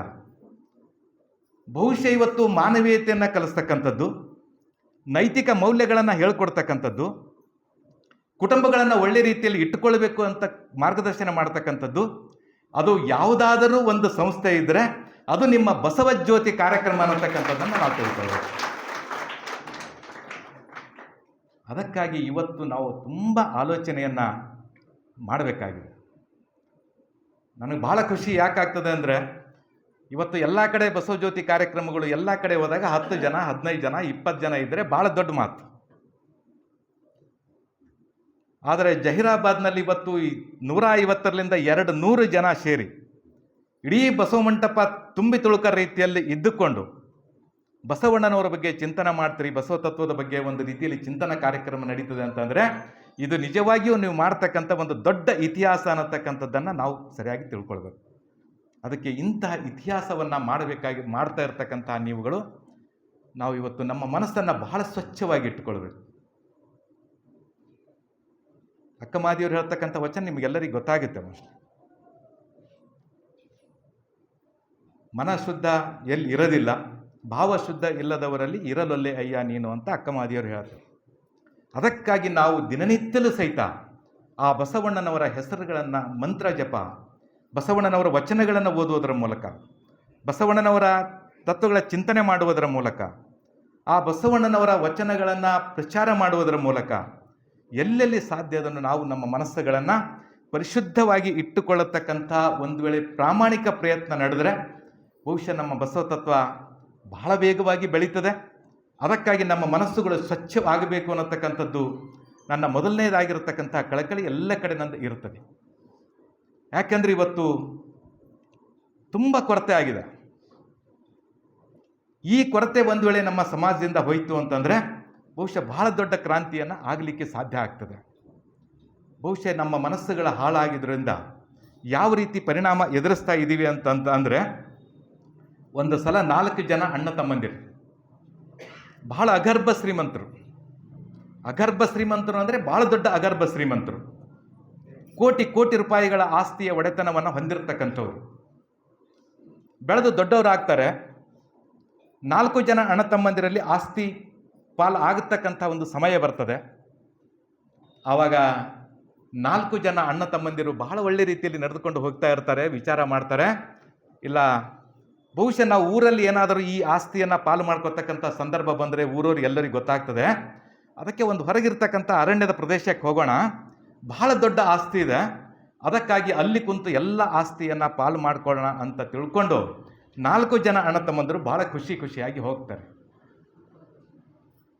ನಮ್ಮ ಮನಸ್ಸು ಹೆಂಗೆ ಕೆಡುತ್ತದೆ, ಅದರ ಪರಿಣಾಮ ಏನಾಗ್ತದೆ ಅಂತ ಭಾಳ ಚಂದ ಹೇಳ್ತಾರೆ. ಹೋಗ್ತಾರೆ, ಅರಣ್ಯದಲ್ಲಿ ಕೂತ್ಕೊಂಡು ಎಲ್ಲ ಆಸ್ತಿ ಪಾಲು ಮಾಡ್ತಾರೆ. ಬಹಳ ದೊಡ್ಡ ಆಸ್ತಿ ಇರ್ತದೆ, ಇಡೀ ಒಂದು ದಿವಸ ಸಾಯಂಕಾಲದವರೆಗೆ ಆಸ್ತಿ ಪಾಲಾಗ್ತದೆ. ಯಾರ್ಯಾರಿಗೆ ಯಾವ್ಯಾವ ಆಸ್ತಿ ಬರಬೇಕು ಅನ್ನತಕ್ಕಂಥದ್ದನ್ನು ಸರಿಯಾಗಿ ಎಲ್ಲ ವಿಂಗಡಣೆ ಆಗ್ತದೆ. ತುಂಬ ಹಸಿವಾಗ್ತದೆ. ತುಂಬ ಹಸಿವಾದ ಮೇಲೆ ಆವಾಗ 4 ಜನ ಅಣ್ಣ ತಮ್ಮದೇನು ಮಾತಾಡ್ತಾರೆ, ಈಗ ಒಂದು ಆಸ್ತಿ ಒಂದು ಹಂತಕ್ಕೆ ಬಂದಿದೆ, ಅದಕ್ಕಾಗಿ ನೀವಿಬ್ಬರು ಹೋಗಿ ಊರಲ್ಲಿ ಹೋಗಿ ಟಿಫನ್ ತೊಗೊಂಡು ಬರ್ರಿ, ತುಂಬ ಹಸಿವೆ ಆಗಿದೆ, ನಾವು ಇಲ್ಲಿ ಕುತ್ಕೊಂಡಿರ್ತೀವಿ, ಆಮೇಲೆ ಬಂದು ಸೇರ್ಕೊಂಡ್ಮೇಲೆ 4 ಜನ ಊಟ ಮಾಡೋಣ, ಆಮೇಲೆ ಆಸ್ತಿ ಕೊನೆ ಫೈನಲ್ ಆಗಿರ್ತಕ್ಕಂಥ ವಿಚಾರ ಮಾಡೋಣ ಅಂತ ಹೇಳ್ತಾರೆ. ಆವಾಗ ಇಬ್ಬರು ಅಣ್ಣ ತಮ್ಮರು ಮನೆ ಕಡೆ ಬರ್ತಾ ಇರ್ತಾರೆ. ಮನೆ ಕಡೆ ಬರ್ತಕ್ಕಂಥ ಪ್ರಸಂಗದಲ್ಲಿ ಇದು ವೈಜ್ಞಾನಿಕವಾಗಿರ್ತಕ್ಕಂಥ ರೀತಿಯಲ್ಲಿ ಬಸವಣ್ಣನವರು ಹೇಳಿರ್ತಕ್ಕಂಥ ಮಾತು. ಇಬ್ಬರು ಮನೆಗೆ ಬರ್ತಾ ಇರ್ತಾರೆ. ಮನೆಗೆ ಬರೋ ಹೊತ್ತಿನಾಗ ಇಬ್ಬರು ಅಣ್ಣ ತಮ್ಮರು ವಿಚಾರ ಮಾಡ್ತಾರೆ, ಕೋಟಿ ರೂಪಾಯಿ ಹೊಂದಿರತಕ್ಕಂಥ ವಸ್ತು, ಬಂಗಾರ, ವಸ್ತು, ಭೂಮಿ, ವಜ್ರ, ವೈಡೂರ್ಯ ಎಲ್ಲ ಇದೆ, ಇದು 4 ಪಾಲು ಆಗ್ತಾ ಇದೆ. ಅದಕ್ಕಾಗಿ ಇದು 4 ಪಾಲು ಆಗಬಾರ್ದು, 2 ಪಾಲು ಆಗಬೇಕು. ಹಾಗಾದ್ರೆ 2 ಪಾಲು ಆದರೆ ಏನು ಮಾಡಬೇಕು? ಏನು ಮಾಡೋದು ಬೇಡ, ಈಗ ಮನೆಗೆ ಹೋಗ್ತಾ ಇದ್ದೀವಿ, ನಾವಿಬ್ಬರು ಚೆನ್ನಾಗಿ ಊಟ ಮಾಡೋಣ, ಚೆನ್ನಾಗಿ ಊಟ ಮಾಡಿ ಟಿಫನ್ ಬಾಕ್ಸ್ ಕಟ್ಕೊಳ್ಳೋಣ ಇಬ್ಬರ ಸಲುವಾಗಿ. ಬರೋ ಹೊತ್ತಿನಾಗ ಸ್ವಲ್ಪ ಅದರಲ್ಲಿ ವಿಷ ಬೆರೆಸೋಣ. ವಿಷ ಬೆರೆದ್ವಿ ಅಂತಂದರೆ ಅದನ್ನು ತಂದು ಕೊಟ್ಟರೆ ಇಬ್ಬರು ಅಣ್ಣ ತಮ್ಮರು ಊಟ ಮಾಡ್ತಾರೆ, ತುಂಬ ಹಸ್ದಿರ್ತಾರೆ. ಯಾವಾಗ ಊಟ ಮಾಡ್ತಾರೋ ಆವಾಗ ವಿಷ ಬೆರೆಸಿಂದಿರ್ತದೆ, ಇಬ್ಬರು ಖಲಾಸ್ ಆಗ್ತಾರೆ. ನಾವು ಇಬ್ಬರ ಮಧ್ಯದಾಗೆ ಆಸ್ತಿ ಇರ್ತದೆ ಅನ್ನತಕ್ಕಂಥ ಕೆಟ್ಟ ವಿಚಾರ ಇವರಲ್ಲಿ ಬರ್ತದೆ. ಯಾವಾಗ ಇವರಲ್ಲಿ ಕೆಟ್ಟ ವಿಚಾರ ಬಂತೋ ಅರಣ್ಯದಲ್ಲಿರ್ತಕ್ಕಂಥ ಆ ಇಬ್ಬರು ಅಣ್ಣ ತಮ್ಮಂದರಲ್ಲಿ ಒಂದು ಕೆಟ್ಟ ವಿಚಾರ ಬರ್ತದೆ. ಇದೇ ಮಾತನ್ನ ಬಸವಣ್ಣನವರು ಬಹಳ ಚಂದ ಹೇಳ್ತಾರೆ, ಮನೆಯೊಳಗಣ ಕಿಚ್ಚು ಮನೆಯ ಸುಟ್ಟಲ್ಲದೆ ನೆರೆಮನೆ ಸುಡೋದು ಕೂಡಲ ಸಂಗಮ ದೇವ. ಬಹುಶಃ ಇದೆಲ್ಲ ನಾವು ಇವತ್ತು ವಿಜ್ಞಾನ ಬಹಳ ಮುಂದುವರೆದಿದೆ ಅಂತ ದೊಡ್ಡ ಮಾತಾಡ್ತೀವಿ, ಆದರೆ ನಮ್ಮ ಬಸವಣ್ಣನವರು ಬಹುಶಃ ಜಗತ್ತಿನಲ್ಲಿಯೇ ಬಹಳ ದೊಡ್ಡ ವಿಜ್ಞಾನಿಗಳು ಅನ್ನತಕ್ಕಂಥದ್ದನ್ನು ನಾವು ಅರ್ಥ ಮಾಡ್ಕೊಳ್ಬೇಕಾಗಿದೆ. ಬಹಳ ದೊಡ್ಡ ವಿಜ್ಞಾನಿಗಳು, ಮನಸ್ಸಿನ ಬಗ್ಗೆ ಇಷ್ಟು ದೊಡ್ಡ ಆಳವಾಗಿರ್ತಕ್ಕಂಥ ಜ್ಞಾನವನ್ನು ಹೊಂದಿರತಕ್ಕಂಥವ್ರು ಮತ್ತಾರು ಸಿಗದೇ ಇಲ್ಲ. ಅದಕ್ಕೆ ಹೇಳ್ತಾರೆ, ಮನೆಯೊಳಗಣ ಕಿಚ್ಚು ಮನೆಯ ಸುಟ್ಟಲ್ಲದೆ ನೆರೆಮನೆ ಸುಡೋದು ಕೂಡಲ ಸಂಗಮ ದೇವ ಅನ್ನುವ ರೀತಿಯಲ್ಲಿ ಅಲ್ಲಿ ಅವ್ರ ಇಬ್ಬರಲ್ಲಿ ವಿಚಾರ ಬರ್ತದೆ. ಅವರಿಬ್ಬರು ಹೋಗಿದ್ದಾರೆ, ಬಹಳ ದೊಡ್ಡ ಆಸ್ತಿ ಇದೆ, ಈ ಆಸ್ತಿ ನಮಗಿಬ್ಬರಿಗೆ ಸಲ್ಲಬೇಕು. ನಮಗಿಬ್ಬರಿಗೆ ಸಲ್ಲಬೇಕು ಅಂದರೆ ನಾವು ಏನು ಮಾಡಬೇಕು ಅಂತಂದರೆ, ಇಬ್ಬರು ಇವತ್ತು ದೊಡ್ಡ ದೊಡ್ಡ ಕಲ್ಲುಗಳನ್ನು ತಗೊಂಡು ಇಲ್ಲಿ ದೊಡ್ಡ ಗಿಡದ ಮೇಲೆ ಕೊಡೋಣ. ಅವರಿಬ್ಬರು ಬರ್ತಾರೆ. ಇಬ್ಬರು ಬಂದ ತಕ್ಷಣ ಮ್ಯಾಗಿಲ್ಲಿಂದ ಕಲ್ಲು ಒಗೆಯೋಣ. ಇಬ್ಬರು ಸಾಯ್ತಾರೆ. ಉಳಿದಿರ್ತಕ್ಕಂಥ 2 ಪಾಲನೇ ಉಳಿತದೆ. ನಾವೇ ದೊಡ್ಡ ಇನ್ನೂ ಅಗರ್ಭ ಶ್ರೀಮಂತರ ಆಗ್ತೀವಿ ಅಂತ ಕೆಟ್ಟ ವಿಚಾರ ಅವ್ರ ಹತ್ರ ಬರ್ತದೆ. ಅನ್ಕೊಂಡ ರೀತಿಯಲ್ಲಿ ಇವರು ವಿಷ ಬೆರೆಸ್ಕೊಂಡು ಹೋಗ್ತಾರೆ. ಅನ್ಕೊಂಡ ರೀತಿಯಲ್ಲಿ ಅವರ ಮ್ಯಾಲಿನಿಂದ ಬಂಡೆಗಲ್ಲು ಒಗಿತಾರೆ. ಬಂಡೆಗಲ್ಲು ಒಗೆದ ಮೇಲೆ ಆ 2 ಹೆಣಗಳು ಅಲ್ಲಿ ಬೀಳುತ್ತವೆ. ತುಂಬ ಹಸಿವೆ ಆಗಿರ್ತದೆ. ಯಾವಾಗ ಊಟ ಮಾಡಬೇಕು ಅಂತ ಟಿಫನ್ ಬಾಕ್ಸ್ ಬೀಸ್ತಾರೆ. ಚೆನ್ನಾಗಿ ಊಟ ಮಾಡ್ತಾರೆ. ಇವ್ರ ಹೆಣನು ಬೀಳುತ್ತೆ. ಇದೇ ಮಾತನ್ನು ಬಸವಣ್ಣನವರು ಭಾಳ ಚಂದ ಹೇಳಿದರು. ತನುವಿನ ಕೋಪ ತನ್ನ ಹಿರಿಯತನದ ಕೇಡು ಅನ್ನು ಹೇಳ್ಕೊಂಡು ಕೊನೆಯ 1-2 ಸಾಲಿನಲ್ಲಿ ಮಳೆಯೊಳಗನ ಇದೇ ಮಾತನ್ನು ವಿಜ್ಞಾನ ಇವತ್ತು ಹೇಳ್ತದೆ. ಯಾರು ಇನ್ನೊಬ್ಬರ ಬಗ್ಗೆ ಜಾಸ್ತಿ ಹೊಟ್ಟೆ ಕಿಚ್ಚು ಪಡ್ತಾರೋ ಅವರಿಗೆ ಭಾಳ ಬೇಗ ಕ್ಯಾನ್ಸರ್ ಬರ್ತದೆ. ಇದು ಇವತ್ತು ಹೇಳ್ತಾರೆ. ಆದರೆ ಬಸವಣ್ಣನವರು ನಮಗೆ ಸುಮಾರು 800-900 ವರ್ಷಗಳ ಹಿಂದೆ ಇಂಥ ಸತ್ಯವಾಗಿರತಕ್ಕಂಥ ಮಾತುಗಳನ್ನು, ನಮ್ಮ ನಡತೆಗಳು ಯಾವ ರೀತಿ ಇರಬೇಕು ಅನ್ನತಕ್ಕಂಥದ್ದನ್ನು, ನಮ್ಮ ನೀತಿ ಯಾವ ರೀತಿ ಇರಬೇಕು ಅನ್ನತಕ್ಕಂಥದ್ದನ್ನು ಭಾಳ ಸುಂದರವಾಗಿ ಹೇಳಿದರು. ಭಾಳ ಸುಂದರವಾಗಿ. ಬಹುಶಃ ನಾವು ಭಾಳ ದೊಡ್ಡ ಯಾವ ತತ್ವವನ್ನು ತಿಳ್ಕೊಳ್ಬೇಕಾಗಿಲ್ಲ. ಕಳಬೇಡ, ಕಳತನ ಮಾಡಬೇಡ, ಇದು ಭಾಳ ಸರಳ. ಸುಳ್ಳಾಡಬೇಡ, ಇನ್ನೊಬ್ಬರ ಬಗ್ಗೆ ಹೊಟ್ಟೆ ಕಿಚ್ಚಬೇಡ, ಇನ್ನೊಬ್ಬರ ಬಗ್ಗೆ ಅಸಹ್ಯವಾಗಿರ್ತಕ್ಕಂಥ ಮಾತಾಡಬೇಡ, ನಿನ್ನ ಬಗ್ಗೆ ನೀನೇ ಭಾಳ ದೊಡ್ಡ ಸಂಖ್ಯೆ ಪಡ್ಕೋಬೇಡ. ಇವೇ ಹೇಳ್ತಾರೆ. ಇವೇ ಹೇಳಿ ಭಾಳ ಕೊನೆಗೆ ಹೇಳ್ತಾರೆ, ಇದೇ ಅಂತರಂಗ ಸುದ್ದಿ, ಇದೇ ಬಹಿರಂಗ ಸುದ್ದಿ, ಇದೇ ದೇವರನ್ನು ಒಲಿಸ್ತಕ್ಕಂಥ ಸಾಧನ. ಬಹುಶಃ ಇಷ್ಟು ಸರಳವಾಗಿರತಕ್ಕಂಥ ಧರ್ಮವನ್ನು ನಾವು ಇವತ್ತು ಚೆನ್ನಾಗಿ ಅರ್ಥ ಮಾಡಿಕೊಂಡು ಒಂದು ವೇಳೆ ನಾವು ಚೆನ್ನಾಗಿರ್ತಕ್ಕಂಥ ಬದುಕನ್ನು ಬದುಕಿದ್ರೆ ಬಹುಶಃ ನಮ್ಮ ಜೀವನ ಭಾಳ ಸುಂದರವಾಗಿ ಆಗ್ತದೆ. ಅದಕ್ಕೆ ಇಂಗ್ಲೀಷ್ನಲ್ಲಿ ಭಾಳ ಚಂದ ಹೇಳ್ತಾರೆ, give Basava a chance, happiness will dance. ಬಸವಣ್ಣನವರಿಗೆ ನಿಮ್ಮ ಜೀವನದಲ್ಲಿ ಅವಕಾಶ ಕೊಟ್ಟರೆ, ಬಸವಣ್ಣನವರಿಗೆ ನಿಮ್ಮನ್ನೇ ನೀವು ಸಮರ್ಪಿತರಾದರೆ ನಿಮ್ಮ ಜೀವನದಲ್ಲಿ ಸಂತೋಷ ಕುಣಿದಾಡ್ತದೆ. ನಮ್ಮ ಜೀವನದಲ್ಲಿ ಸಂತೋಷ, ನೆಮ್ಮದಿ ಕುಣಿದಾಡಬೇಕು ಅಂತ ಅಂದರೆ ನಾವು ಬಸವಣ್ಣನವರಿಗೆ ಸಂಪೂರ್ಣವಾಗಿರತಕ್ಕಂಥ ಶರಣಾಗತಿ ಆಗಬೇಕು. ಸಂಪೂರ್ಣವಾಗಿರ್ತಕ್ಕಂಥ ಶರಣಾಗತಿ. ಬಹುಶಃ ನಾವು ಹೆಂಗೆ ಅಂತಂದರೆ ಅರ್ಧ ಈ ಕಡೆ ಒಂದು ಕಾಲಿಟ್ಟಿರ್ತೀವಿ, ಆ ಕಡೆ ಒಂದು ಕಾಲಿಟ್ಟಿರ್ತೀವಿ. ನಮಗೆ ಬಸವಣ್ಣನವರು ಬೇಕು, ಇನ್ನೊಂದು ಕಡೆ ಮತ್ತೆಲ್ಲನೂ ಬೇಕು.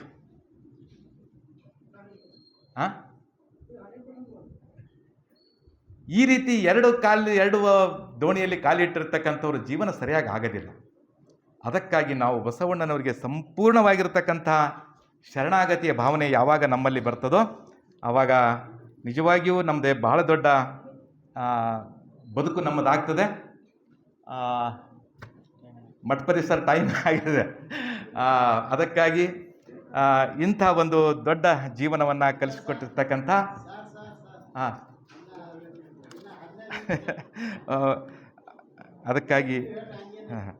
ಅದಕ್ಕಾಗಿ ನಾವೆಲ್ಲರೂ ಇದನ್ನು ಅರ್ಥ ಮಾಡ್ಕೊಳ್ಳೋಣ. ಬಸವಣ್ಣನವರಿಗೆ ನಾವು ಸಮರ್ಪಿತ, ನಾವು ಕುಂತ್ರೆ ನಿಂತರೆ ಯಾರ್ದೋ ಮಾತಾಡೋದಕ್ಕಿಂತಲೂ ಬಸವಣ್ಣನವ್ರ ಬಗ್ಗೆ ಚರ್ಚೆ ಮಾಡೋಣ, ಬಸವಣ್ಣವ್ರ ಬಗ್ಗೆ ಮಾತಾಡೋಣ, ಬಸವಣ್ಣವ್ರ ವಚನಗಳನ್ನು ಓದೋಣ, ತಿಳಿದುಕೊಳ್ಳಿಕ್ಕೆ ಪ್ರಯತ್ನವನ್ನು ಮಾಡ್ಕೊಳ್ಳೋಣ. ತಿಳಿಲಿಕ್ಕೆ ಸಾಧ್ಯ ಆಗದೆ ಹೋದರೆ ನಿಮ್ಮ ಅನುಭವ ಮಂಟಪದಲ್ಲಿ ಚರ್ಚೆ ಮಾಡೋಣ. ಅದಕ್ಕಾಗಿ ನಾವು ಒಟ್ಟಾರೆ ನಾವು ಹೇಳ್ತಕ್ಕಂಥದ್ದು ಜ್ಞಾನ ಎಲ್ಲರಿಗಿದೆ. ಜ್ಞಾನ ಕ್ರಿಯೆ ಎರಡೂ ಸೇರಿದಾಗ ಬಹಳ ದೊಡ್ಡ ಶಾಂತಿ, ಸಮಾಧಾನ, ನೆಮ್ಮದಿ ಎಲ್ಲವೂ ಸಿಗ್ತದೆ. ಅದಕ್ಕಾಗಿ ನಾವು ಈ ಸಂದರ್ಭದಲ್ಲಿ ಬಸವಣ್ಣರ ವ್ಯಕ್ತಿತ್ವ, ಯಾಕಂದರೆ ಬಸವನೆಂದರೆ ಯಾರು, ಬಿಜ್ಜಳನ ಕರಣಿಕನೇ ಅಲ್ಲಲ್ಲ, ಬಿದ್ದವರನ್ನು ಎತ್ತಲಿಕ್ಕೆ ಬಂದ ಶಿವಯೋಗಿ ಅಂತ ಹೇಳ್ತಾರೆ. ಬಹುಶಃ ಇವತ್ತು ಬಸವಣ್ಣನವರ ವ್ಯಕ್ತಿತ್ವ, ಯಾಕಂದರೆ ಇವತ್ತು ಬಹಳ ವಿಶಾಲ ರೀತಿಯಲ್ಲಿ ಇವತ್ತು ಬಸವಣ್ಣನವರ ಕಾರ್ಯಗಳು ನಡೀತಾ ಇದ್ದಾವೆ. ಅದಕ್ಕಾಗಿ ನಾವೆಲ್ಲರೂ ಒಂದು ಆತ್ಮಾವಲೋಕನವನ್ನು ದಿನಾಲು ಸಾಯಂಕಾಲ ಒಂದು ಆತ್ಮಾವಲೋಕನವನ್ನು ನಾವು ಮಾಡಿಕೊಳ್ಬೇಕು. ಸಮಯ ಸಿಕ್ಕಾಗ ವಚನಗಳನ್ನು ಓದೋಣ, ವಚನಗಳ ಬಗ್ಗೆ ಚರ್ಚೆ ಮಾಡೋಣ.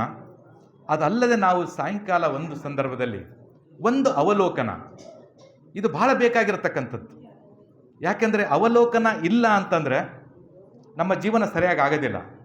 ಅದಕ್ಕಾಗಿ ಅವಲೋಕನದ ಬಗ್ಗೆ ಭಾಳ ಚಂದ ಹೇಳ್ತಾರೆ. ಮನೆಯ ಕನ್ನಡಿಯ ಮುಂದೆ ನಿಲ್ಲುವಷ್ಟು ಸಮಯ, ಆ ಮನೆಯ ಕನ್ನಡಿಯ ಮುಂದೆ ನಿಲ್ಲುವಷ್ಟು ಸಮಯ, ಮನದ ಕನ್ನಡಿಯ ಮುಂದೆ ನಿಂತರೆ ಬೆಳಕಾದೀತು ಬಾಳು. ನನ್ನ ಭಾಷೆ ಅರ್ಥ ಆಗುತ್ತೆ ಅಂತ ಅಂದ್ಕೊಂಡಿದ್ದೀನಿ ನಾನು. ಮನೆಯ ಕನ್ನಡಿಯ ಮುಂದೆ ನಿಲ್ಲುವಷ್ಟು ಸಮಯ, ಮನದ ಕನ್ನಡಿಯ ಮುಂದೆ ನಿಂತರೆ ಬೆಳಕಾದೀತು ಬಾಳು. ತಪ್ಪುಗಳಾದ ಮೇಲೆ ಸಮರ್ಥನೆಗೆ ಯೋಚಿಸುವಷ್ಟು ತಲೆ, ಪ್ರಾಯಶ್ಚಿತ ಪರಿವರ್ತನೆಗಳಿಗಾಗಿ ಯೋಚಿಸಿದರೆ ಬದಲಾದೀತು ಬದುಕಿನ ಬೆಲೆ. ಒಡೆಯಲು ಬಳಸುವಷ್ಟು ಶಕ್ತಿ, ಸಂಚು ಹೊಂಚುಗಳ ಯುಕ್ತಿ, ಒಗ್ಗಟ್ಟಾಗಿಸಲು ಬಳಸಿದರೆ ಹೊನಲಾದೀತು ಶಾಂತಿ ಸಂಪ್ರೀತಿ. ದ್ವೇಷಿಸಲು ಹುಡುಕುವಷ್ಟು ನೆಪ, ಹಗೆ ಮತ್ಸರಕ್ಕೆ ಮಾಡುವಷ್ಟು ಜಪ, ಒಡನಾಟಕ್ಕಾಗಿ ಪ್ರೀತಿಸಲಿಕ್ಕಾಗಿ ಹುಡುಕಿದರೆ ಜಪಿಸಿ ತಪಿಸಿದರೆ ಪ್ರಜ್ವಲಿಸಿತು ಬಾಂಧವ್ಯದ ದೀಪ.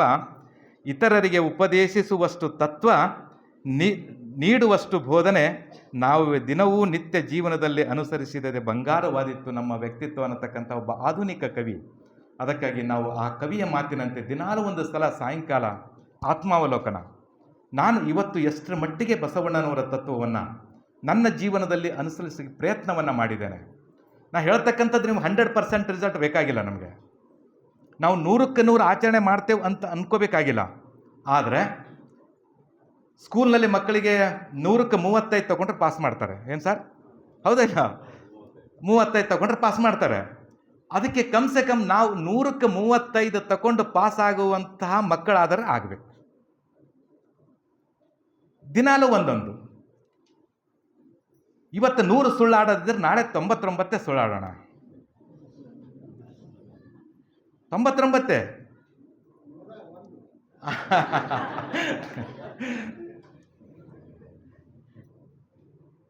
ಯಾಕಂದ್ರೆ ಎಲ್ಲ ಒಂದು ಕಡೆ ನಗು ಬಂದರೂ ಮನುಷ್ಯನಿಗೆ ನೋವು ಆಗ್ತದೆ. ಒಂದೊಂದೇ, ಬಹಳ ಬದಲಾವಣೆ ಬೇಕಾಗಿಲ್ಲ. ಕ್ರಾಂತಿ ಅಂದರೆ ಏನು? ಕ್ರಾಂತಿ ಅಂದರೆ ಬದಲಾವಣೆ. ಕ್ರಾಂತಿ ಅಂದ ತಕ್ಷಣ ಅದು ದೊಡ್ಡ ರಕ್ತ ಕ್ರಾಂತಿನೇ ಆಗಬೇಕು, ಒಂದೇ ಸಲಕ್ಕೆ ಒಂದೇ ದಿವಸದಲ್ಲಿ ದೊಡ್ಡ ಬದಲಾವಣೆ ಆಗಬೇಕು ಅಂತ ಅರ್ಥ ಅಲ್ಲ. ಅದು ಕ್ರಾಂತಿ ಅಂದರೆ ಬದಲಾವಣೆ. ಇವತ್ತು ಒಂದು ಸುಳ್ಳು ಬಿಡೋಣ, ಯಾರಿಗಾದರೂ ಮೋಸ ಮಾಡ್ತಕ್ಕಂಥ ವಿಚಾರ ಬಂದರೆ ಅದನ್ನು ಕಡಿಮೆ ಮಾಡೋಣ. ನಮ್ಮ ಬಗ್ಗೆ ನಾವು ಹೊಗಳಿಟ್ಕೊಳ್ತಕ್ಕಂಥದ್ದು, ನಮ್ಮ ಬಗ್ಗೆ ಭಾಳ ದೊಡ್ಡ ಮಾತುಗಳನ್ನು ಆಡ್ತಕ್ಕಂಥದ್ದು ಕಡಿಮೆ ಮಾಡ್ಕೊಳ್ಳೋಣ. ಇನ್ನೊಬ್ಬರ ಬಗ್ಗೆ ಬಹಳ ದ್ವೇಷ ಇತ್ತು ಅಂದರೆ ಸ್ವಲ್ಪ ದ್ವೇಷ ಕಡಿಮೆ ಮಾಡಿಕೊಂಡು ಒಂದು ಪ್ರೀತಿಯ ಮಾತಾಡೋಣ. ಸಾಕು. ಇವೆಲ್ಲವೂ ನಮ್ಮನ್ನು ಬಸವಣ್ಣನವರ ಕಡೆಗೆ ಕರೆದುಕೊಂಡು ಹೋಗ್ತವೆ. ಕೊನೆಯದಾಗಿರ್ತಕ್ಕಂಥ ಮಾತು ನಮಗೆ ಯಾಕೆ ನೋವು ಆಗ್ತದೆ ಅಂತಂದರೆ, ಬಸವಣ್ಣನವರನ್ನ ಹೆಸರನ್ನು ಹೇಳಿ ಬಸವಣ್ಣನವರ ಹೆಸರಿಗೆ ಕಳಂಕ ತರಲಿಕ್ಕೆ ನಾವು ಪ್ರಯತ್ನ ಆಗ್ತಾ ಇದ್ದೀವಲ್ಲ, ಅದು ನಿಜವಾಗಿಯೂ ನಮಗೆ ನೋವನ್ನು ಕೊಡ್ತಕ್ಕಂಥದ್ದು. ನಾವು ಒಬ್ಬ ಬಸವಣ್ಣನವರಿಗೆ ಪ್ರೀತಿಯ ಮಕ್ಕಳಾಗಬೇಕು. ಬಹುಶಃ ನಿಮಗೆಲ್ಲ ಗೊತ್ತಿದೆ, 1947ಕ್ಕಿಂತ ಮುಂಚೆ ಮಹಾತ್ಮ ಗಾಂಧೀಜಿಯವರ ಇದು ಕೊನೆ ಮಾತು ಹೇಳಿ ಮುಗಿಸ್ತೇನೆ. 1947ಕ್ಕಿಂತ ಮುಂಚೆ ಭಾರತ ದೇಶ ಸ್ವಾತಂತ್ರ್ಯ ಆಗಬೇಕು ಅಂತ ಬಹಳ ದೊಡ್ಡ ಚಳವಳಿ ಆಯಿತು. ಲಕ್ಷಾಂತರ ಜನ ತಮ್ಮ ಪ್ರಾಣವನ್ನು ಕೊಟ್ಟರು, ಲಕ್ಷಾಂತರ ಜನ ಮನೆಗಳನ್ನು ಬಿಟ್ಟರು, ಲಕ್ಷಾಂತರ ಜನ ತನ್ನ ವೈಯಕ್ತಿಕ ಸುಖವನ್ನು ಮರೆತರು, ಉಪವಾಸ ಸತ್ಯಾಗ್ರಹವನ್ನು ಮಾಡಿದರು, ಧರಣಿಗಳನ್ನು ಮಾಡಿದರು, ಹೋರಾಟಗಳನ್ನು ಮಾಡಿದರು. ಆದರೆ ಕೊನೆಗೆ 1942ರಲ್ಲಿ ಮಹಾತ್ಮ ಗಾಂಧೀಜಿಯವರು ಮುಂಬೈನಲ್ಲಿ ಒಂದು ಕರೆ ಕೊಡ್ತಾರೆ, ಬ್ರಿಟಿಷರೇ ಭಾರತ ಬಿಟ್ಟು ತೊಲಗಿ. ಯಾವಾಗ ಲಕ್ಷಾಂತರ ಜನ ಸೇರಿರ್ತಾರೆ ಆವಾಗ ಗಾಂಧೀಜಿಯವರ ಬಾಯಿಂದ ಈ ಘೋಷವಾಕ್ಯ ಬರ್ತದೆ, ಬ್ರಿಟಿಷರೇ ಭಾರತ ಬಿಟ್ಟು ತೊಲಗಿ. ಯಾವಾಗ ಈ ಘೋಷವಾಕ್ಯ ಬಂತು ಆವಾಗ ಲಕ್ಷಾಂತರ ಜನ ಸೇರಿರ್ತಾರೆ. ಅಲ್ಲಿರ್ತಕ್ಕಂಥ ಒಬ್ಬ ಕೋಟ್ಯಾಧೀಶ ಹೆಣ್ಣು ಮಗಳು, ಮಾರ್ವಾಡಿ ಹೆಣ್ಣು ಮಗಳು, ತನ್ನ ಮೈ ಮೇಲೆ ಇರತಕ್ಕಂಥ ಲಕ್ಷಾಂತರ ರೂಪಾಯಿ ಬೆಲೆ ಬಾಳ್ತಕ್ಕಂಥ ಬಂಗಾರದ ಒಡವೆಗಳನ್ನು ತೆಗಿತಾಳೆ, ಕರ್ಚಿಫ್ನಲ್ಲಿ ಕಟ್ತಾಳೆ. ಕಟ್ಟು ಪಕ್ಕಕ್ಕೆ ಇರ್ತಕ್ಕಂಥ ಒಬ್ಬ ಅಪರಿಚಿತ ವ್ಯಕ್ತಿ ಕೈಯಲ್ಲಿ ಕೊಟ್ಟು ಹೇಳ್ತಾಳೆ, ನಂದು ಇಂಥ ವಿಳಾಸ ಇದೆ, ನನ್ನ ಮನೆ ಇಂಥ ಗಲ್ಲಿದಲ್ಲಿದೆ, ಇಂಥ ಮನೆ ನಂಬರ್ ಇದೆ, ಈ ಮನೆಗೆ ಹೋಗಿ ನಾನು ಕೊಟ್ಟಿರ್ತಕ್ಕಂಥ ಈ ಕರ್ಚೀಫ್ನಲ್ಲಿ ಕೊಟ್ಟಿರ್ತಕ್ಕಂಥದ್ದನ್ನು ಒಯ್ದು ಮುಟ್ಟಿಸುವ ಅಂತ ಹೇಳ್ತಾಳೆ. ಆವಾಗ ಅದನ್ನು ಸ್ವೀಕಾರ ಮಾಡಿರ್ತಕ್ಕಂಥವನು ಗಾಬರಿ ಆಗ್ತಾನೆ. ನಾನು ಯಾರು ಅಂತ ಈಕೆ ಹೆಣ್ಮಗಳಿಗೆ ಗೊತ್ತಿಲ್ಲ, ಈ ಹೆಣ್ಮಗಳು ಯಾರು ಅಂತ ನನಗೆ ಗೊತ್ತಿಲ್ಲ. ಆದರೆ ಲಕ್ಷಾಂತರ ರೂಪಾಯಿ ಒಡವೆ ವಸ್ತುಗಳನ್ನು ಯಾವೊಬ್ಬ ನನ್ನ ಅಪರಿಚಿತನ ಕೈಯಲ್ಲಿ ಕೊಟ್ಟು ಇಂಥ ಅಡ್ರೆಸ್ಗೆ ಒಯ್ದು ತಲುಪಿಸಿ ಅಂತ ಕೊಡ್ತಾಳಲ್ಲ, ಯಾವ ಭರವಸೆ ಮೇಲೆ ಕೊಡ್ತಾ ಇದೆಯಾ ತಂಗಿ ಅಂತ ಕೇಳ್ತಾರೆ. ಆವಾಗ ಆಕೆ ಭಾಳ ಚಂದ ಹೇಳ್ತಾಳೆ, ಬಹುಶಃ ನಾನು ಲಕ್ಷಾಂತರ ರೂಪಾಯಿ ಬೆಲೆ ಬಾಳತಕ್ಕಂಥ ವಸ್ತುಗಳನ್ನು, ಒಡವೆಗಳನ್ನು ನಾನು ನಿನ್ನ ಕೈಯಲ್ಲಿ ಕೊಡ್ತಿರ್ತಕ್ಕಂಥದ್ದು ನಿನಗೆ ನಂಬಿ ಅಲ್ಲ. ನಿನ್ನ ತಲೆ ಮೇಲೆ ಒಂದು ಗಾಂಧಿ ಟೋಪಿ ಇದೆ, ಗಾಂಧಿ ಟೋಪಿಯನ್ನು ಧರಿಸಿರ್ತಕ್ಕಂಥವ್ರು ಮೋಸ ಮಾಡೋದಿಲ್ಲ ಅನ್ನತಕ್ಕಂಥ ವಿಶ್ವಾಸ ನನಗಿದೆ. ಅದಕ್ಕಾಗಿ ನಾನು ಈ ಲಕ್ಷಾಂತರ ರೂಪಾಯಿ ವಸ್ತು ಒಡವೆಗಳನ್ನು ನಾನು ನಿನ್ನ ಕೈಯಲ್ಲಿ ಕೊಡ್ತಾ ಇದ್ದೇನೆ ಅಂತ ಹೇಳ್ತಾರೆ. ಇಂಥ ಒಂದು ಭರವಸೆ, ನಂಬಿಕೆ, ಪ್ರಾಮಾಣಿಕತೆ ಅವತ್ತು ಬಂತು ಅಂತ ತಿಳ್ಕೊಂಡು ದೇಶ ಸ್ವಾತಂತ್ರ್ಯ ಆಯಿತು. ಅದೇ ರೀತಿ ಇವತ್ತು ನಾವು ಬಸವಣ್ಣನವರ ಮಕ್ಕಳು ಹೆಂಗ ಅಂತಂದರೆ ಪ್ರಾಮಾಣಿಕರು, ಸಚ್ಚಾರಿತ್ರವಂತರು, ನೀತಿವಂತರು, ಒಳ್ಳೆಯವರು ಅನ್ನತಕ್ಕಂತಹ ಡಿಗ್ರಿಗಳನ್ನು ಬಹುಶಃ ಸೋಮಶೇಖರಣ್ಣರು ಹೇಳಿದರು. ಡಾಕ್ಟ್ರೇಟ್ ಭಾಳ ಸಣ್ಣದು. ನೀವೊಬ್ಬರು ಪ್ರಾಮಾಣಿಕರು ಅಂತ ಅನಿಸ್ಕೊಂಡ್ರೆ, ನೀವೊಬ್ಬರು 10 ಜನರ ಬಾಯಲ್ಲಿ ಒಳ್ಳೆಯವರು ಅಂತ ಅನಿಸ್ಕೊಂಡ್ರೆ ಅದು ಡಾಕ್ಟ್ರೇಟ್ಗಿಂತ 10 ಡಾಕ್ಟ್ರೇಟ್ ಕೊಡ್ತಕ್ಕಂಥ ಗೌರವ. ಅದಕ್ಕಾಗಿ ನಾವು ಆ ಡಿಗ್ರಿಗಳನ್ನು ಪಡೆದುಕೊಳ್ಳಲಿಕ್ಕೆ ಪ್ರಯತ್ನ ಮಾಡಬೇಕು. ಆ ಡಿಗ್ರಿಗಳನ್ನು ನಮಗೆ ಬರಬೇಕು ಅಂತಂದರೆ ನಾವು ಬಸವಣ್ಣನವರ ಮಕ್ಕಳಾಗಿ ಅವರ ಹೆಜ್ಜೆಯನ್ನು ಇಟ್ಟು ನಡೀತಕ್ಕಂಥ ಪ್ರಯತ್ನವನ್ನು ಮಾಡಬೇಕು. ಬಹುಶಃ ನೀವೆಲ್ಲರೂ, ನನಗನ್ನಿಸ್ತದೆ 656 ಬಸವ ಜ್ಯೋತಿಗಳನ್ನು ಮಾಡಿದಿರಿ ಅಂತಂದರೆ ನೀವೆಲ್ಲರೂ ಅರಿವೇ ಗುರು. ಇದು ಬಸವಣ್ಣನವರು ಕೊಟ್ಟಿರ್ತಕ್ಕಂಥದ್ದು ಭಾಳ ದೊಡ್ಡ ಮಾತು. ನಿಮ್ಮ ಅರಿವು ನಿಮಗೆ ಗುರು ಆಗಬೇಕು. ಇದು ಭಾಳ ದೊಡ್ಡ ಮಾತು. ನಿಮ್ಮ ಅರಿವು ನಿಮಗೆ ಯಾವಾಗ ಗುರು ಆಗ್ತದೆ, ಬಹುಶಃ ನಿಮ್ಮನ್ನು ಯಾರೂ ದಾರಿ ತಪ್ಪಿಸಲಿಕ್ಕೆ ಸಾಧ್ಯ ಇಲ್ಲ. ಇದೇ ಮಾತನ್ನು ಬುದ್ಧ ಹೇಳಿದ್ದು, ಸ್ವಯಂ ಪ್ರಕಾಶಿತನಾಗು. ನೀವೆಲ್ಲರಲ್ಲಿ ಭಾಳ ಅದ್ಭುತವಾಗಿರತಕ್ಕಂಥ ಶಕ್ತಿ ಇದೆ. ನೀವೆಲ್ಲರಲ್ಲಿ ಭಾಳ ದೊಡ್ಡದಾಗಿರ್ತಕ್ಕಂಥ ಆ ಶಕ್ತಿಯನ್ನು ಒಳ್ಳೆ ರೀತಿಯಲ್ಲಿ ಸದುಪಯೋಗ ಪಡಿಸ್ಕೊಂಡ್ರೆ, ಒಳ್ಳೆ ಕಾರ್ಯಗಳನ್ನು ಮಾಡಿದರೆ, ನಿಮ್ಮ ಮನಸ್ಸು ಒಳ್ಳೆ ಕಾರ್ಯಗಳಲ್ಲಿ ತೊಡಗಿಸ್ಕೊಂಡ್ರೆ, ನಿಮ್ಮ ಕೈ ಒಳ್ಳೆ ರೀತಿಯಲ್ಲಿ ಬಂತು ಅಂತಂದರೆ ನಿಜವಾಗಿಯೂ ನಿಮ್ಮ ಬದುಕು ಸಾರ್ಥಕ ಆಗ್ತದೆ. ಅದು ಬಸವಣ್ಣನವರಿಗೆ ಕೊಟ್ಟಿರ್ತಕ್ಕಂಥ ಭಾಳ ದೊಡ್ಡ ಗೌರವ ಆಗ್ತದೆ.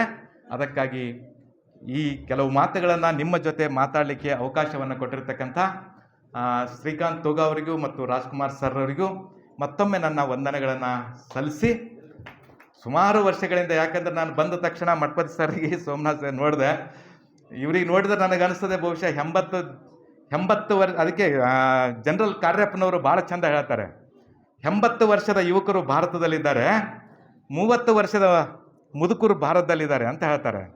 ಇವರನ್ನೆಲ್ಲ ನೋಡಿದ್ರೆ 80 ವರ್ಷದ ಯುವಕರು ಅಂತ ನನಗೆ ಇವತ್ತಿಗೂ ಅನ್ನಿಸ್ತದೆ. ಅದಕ್ಕಾಗಿ ಅವರ ಶಕ್ತಿ ನಿಜವಾಗಿಯೂ ಸಮಾಜ ಕಟ್ಟುವಂಥದ್ರಲ್ಲಿ ಆಗ್ತಾ ಇದೆ. ಅದಕ್ಕಾಗಿ ನೀವುಗಳೆಲ್ಲರೂ ಸಹಿತ ಆ ಬಸವಣ್ಣನವರಿಗೆ ಯಾವುದೇ ಮಠ, ಪೀಠ ಇವೆಲ್ಲ ಲೆಕ್ಕಕ್ಕಿಲ್ಲ. ನಮಗೆ ಬೇಕಾಗಿರತಕ್ಕಂಥದ್ದು ವಚನ ಸಾಹಿತ್ಯ, ವಚನಗಳನ್ನು ಓದೋಣ. ಅದಕ್ಕಾಗಿಯೇ ಬಸವಣ್ಣನವರು ಹೇಳಿರ್ತಕ್ಕಂಥದ್ದು ಅರಿವೇ ಗುರು. ನಾನು ಮತ್ತೊಂದು ಸಲ ರಿಪೀಟ್ ಮಾಡ್ತೇನೆ, ಬಸವಣ್ಣನವರು ಅರಿವೇ ಗುರು ಹೇಳಿದ ರೀತಿಯಲ್ಲಿ ಬುದ್ಧ ಮಹಾತ್ಮ ಹೇಳಿದ್ದು ಸ್ವಯಂ ಪ್ರಕಾಶಿತನಾಗು. ನಾವು ಚೆನ್ನಾಗಿ ಓದೋಣ, ಚೆನ್ನಾಗಿ ತಿಳ್ಕೊಳ್ಳೋಣ, ನಮ್ಮ ನೀತಿ ಒಳ್ಳೆಯದಾಗಿ ಇಟ್ಕೊಳ್ಳೋಣ, ಅಂದರೆ ನಮ್ಮ ಬದುಕು ಸಾರ್ಥಕ ಆಗ್ತದೆ. ನಮ್ಮ ಕಾಲು ಕೆಟ್ಟದ ಕಡೆಗೆ ಹೋಗೋದು ಬೇಡ, ನಮ್ಮ ಕಣ್ಣು ಕೆಟ್ಟದ್ದು ನೋಡೋದು ಬೇಡ, ನಮ್ಮ ಮನಸ್ಸು ಕೆಟ್ಟ ವಿಚಾರ ಮಾಡೋದು ಬೇಡ, ನಮ್ಮ ಕಿವಿ ಕೆಟ್ಟದ್ದು ಕೇಳೋದು ಬೇಡ. ಈ ಕೆಲವೊಂದು ಸೂತ್ರಗಳನ್ನು ಪಾಲಿಸ್ಕೊಂಡ್ರೆ ನಿಜವಾಗಿ ನಮ್ಮ ಬದುಕು ಸಾರ್ಥಕ ಆಗ್ತದೆ ಅನ್ನತಕ್ಕಂಥ ಮಾತನ್ನು ಹೇಳಿ, ಈ ಅವಕಾಶವನ್ನು ಕೊಟ್ಟಿರ್ತಕ್ಕಂಥ ತಮಗೆಲ್ಲರಿಗೂ ನನ್ನ ಅನಂತವಾಗಿರತಕ್ಕಂಥ ಧನ್ಯವಾದಗಳನ್ನು, ಶರಣಗಳನ್ನು ಸಲ್ಲಿಸಿ, ಏನಾದರೂ ಹೆಚ್ಚು ಕಮ್ಮಿ ಆದರೆ ಕ್ಷಮೆ ಇರಲಿ ಅಂತ ಕೇಳಿಕೊಂಡು ನನ್ನ ಮಾತನ್ನು ಮುಗಿಸ್ತೇನೆ. ಓಂ ಶ್ರೀ ಗುರು ಬಸವಲಿಂಗಾಯ. ಇಲ್ಲಿಯವರೆಗೆ ನಮ್ಮೆಲ್ಲರ ಆತ್ಮೀಯ ಶರಣರಾದ ಡಾಕ್ಟರ್ ಬಸವಕುಮಾರ್ ಪಾಟೀಲ್ ಅವರು ಬಸವ ತತ್ವದ ಆಚರಣದ ಬಗ್ಗೆ ಎಷ್ಟೋ ಚೆನ್ನಾಗಿ ನಾವೆಲ್ಲರೂ ಮಂತ್ರಮುಗ್ಧ ಆಗುವಂಥ ರೀತಿಯಲ್ಲಿ ತಿಳಿಸಿದರು. ಅವರಿಗೆ ನಮ್ಮೆಲ್ಲರ ಪರವಾಗಿ ಧನ್ಯವಾದಗಳು. ಶರಣು ಶರಣಾರ್ಥಿ. ಈಗ ನಮ್ಮ ಆತ್ಮೀಯ ಶರಣರಾದ ಶ್ರೀ ಮಲ್ಲಿಕಾರ್ಜುನ್ ತಾಂಬಳೆ ಅವರಿಂದ ರಾಜಶೇಖರ್ ಶೆಟ್ಕರ್ ಅವರು